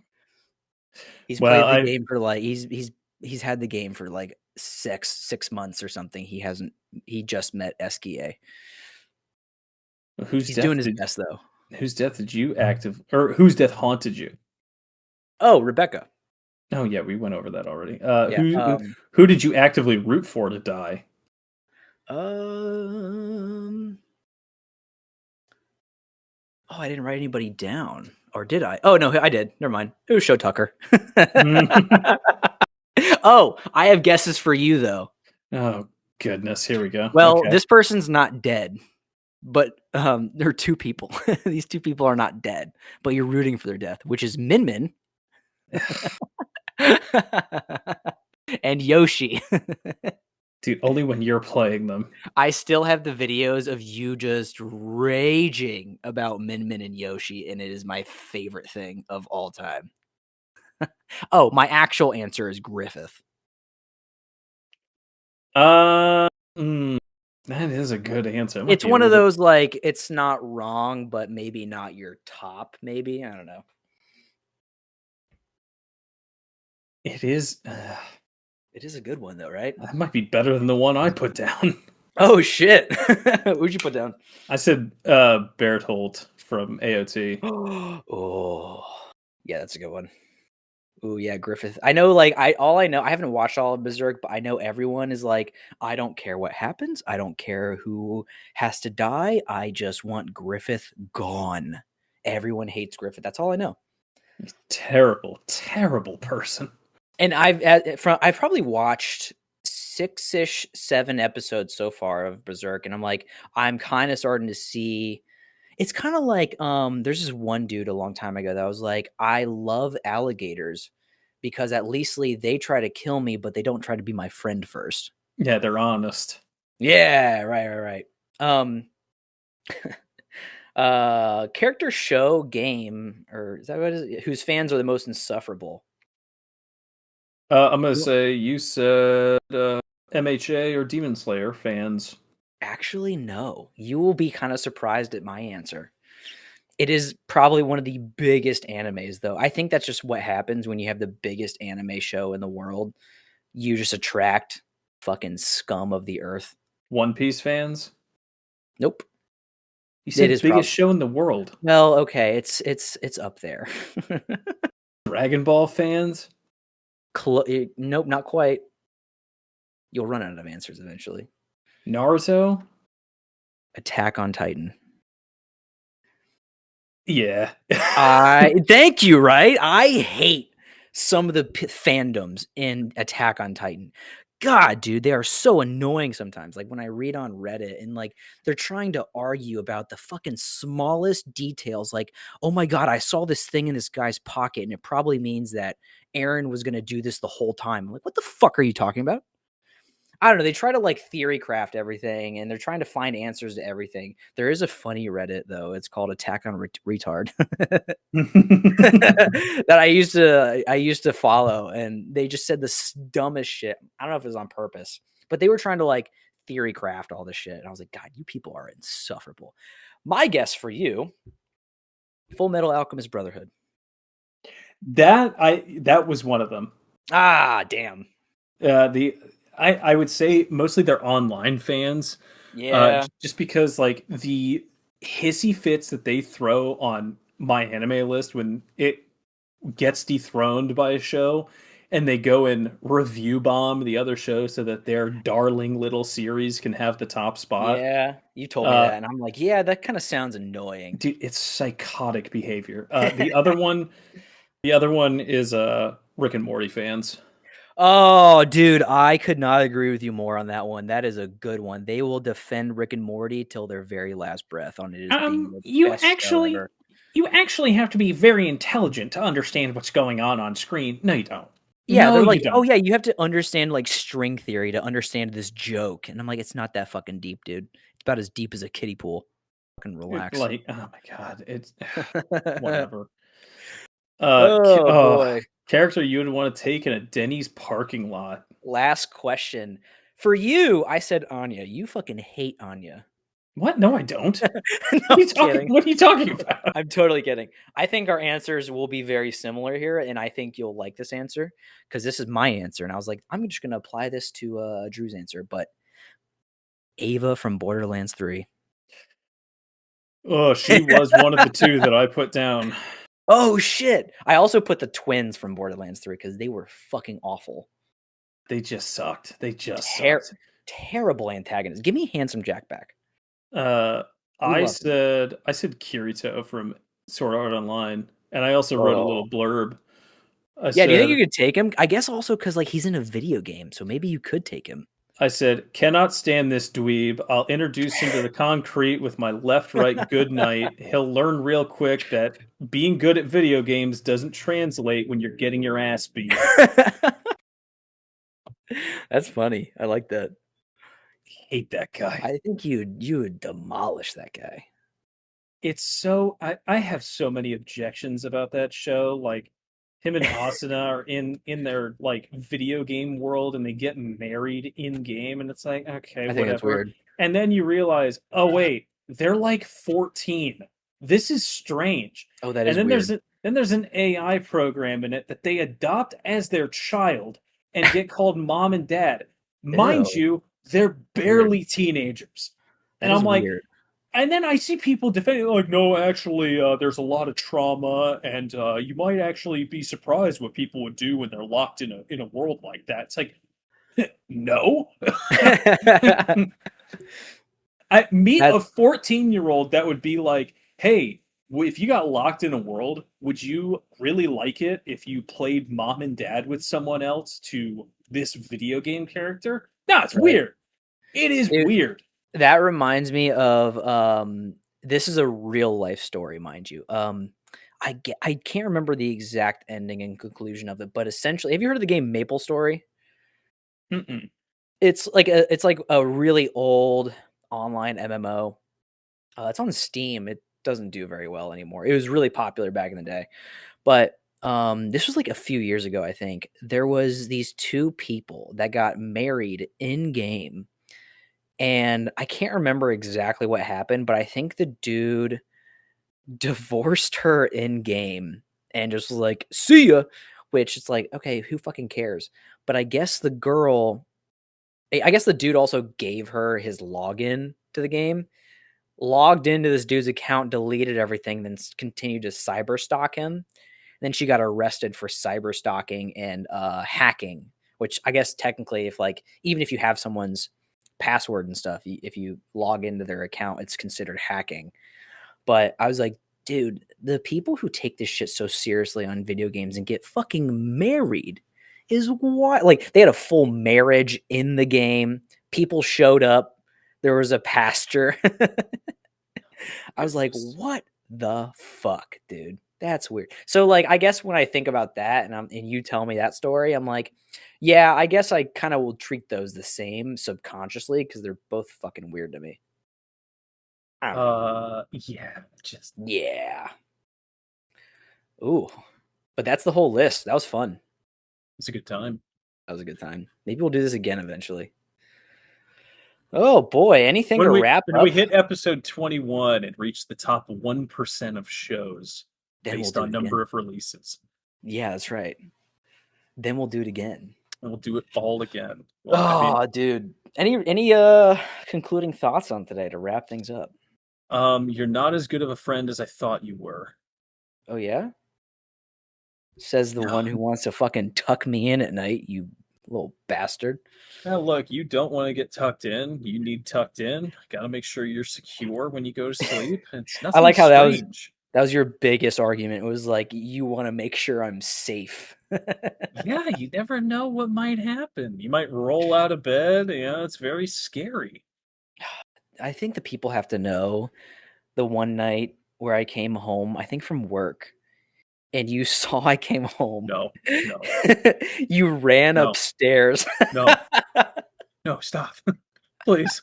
And I go into my room and turn the light on, and you're just laying in my bed, and you're No. like ready to be tucked in.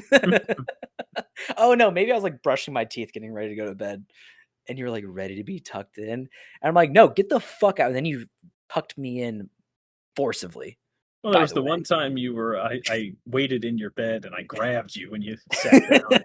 And Dude, let me tell you. then the other time you were brushing your teeth and I hid behind your door when you opened it. You were crawling into bed and I shut the door and like gotcha. Let me tell you, I gotta give you credit. When you tucked me in, that bitch was tight.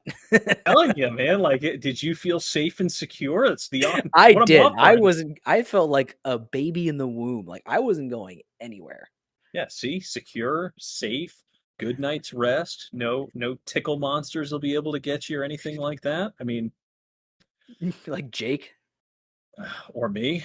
I You mean, know what's funny? I think over time when we do this podcast, Jake's gonna be this monstrous character we bring up every now and then. No one knows who he is. He's just an ass to everybody. We're gonna portray him as such, I prefer ruin to his keep it that way. reputation. Prefer to keep it that way. I know. He's going to be this And, ambiguously awful character in the and then lore. we'll bring him on as a guest, and people are like, this is the guy, ugh, and then spit on him. Yeah. No one's If gonna watch that anyone episode. defends him, will just be like, no, no, no, you don't get it. No, you don't get it. He's fucking awful. He drinks 45 energy drinks a day.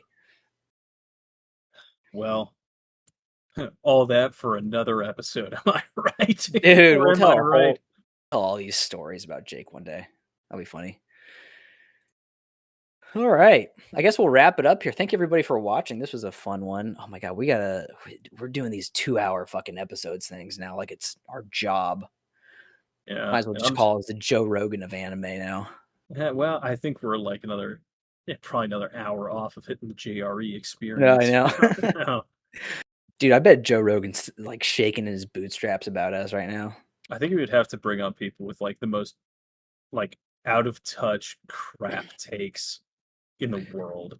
That would be pretty parallel to what he does. So yeah, that would be and then we just believe everything they say.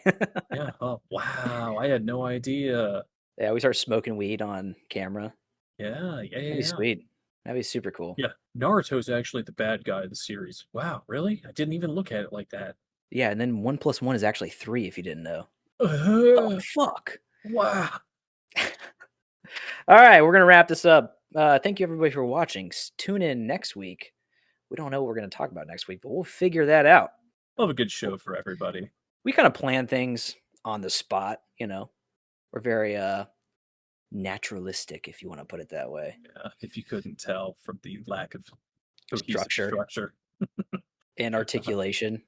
Well, yeah, but we get better with practice. That's how these things work. We do.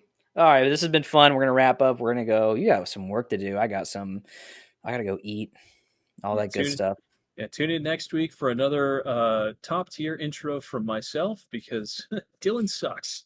Anyway. Oh, this is your excuse to bag on me in the beginning, isn't it? No. Heavens no. I would never do that. Exactly. Sure. Anyways, bye everyone. Drew sucks. Stop the recording.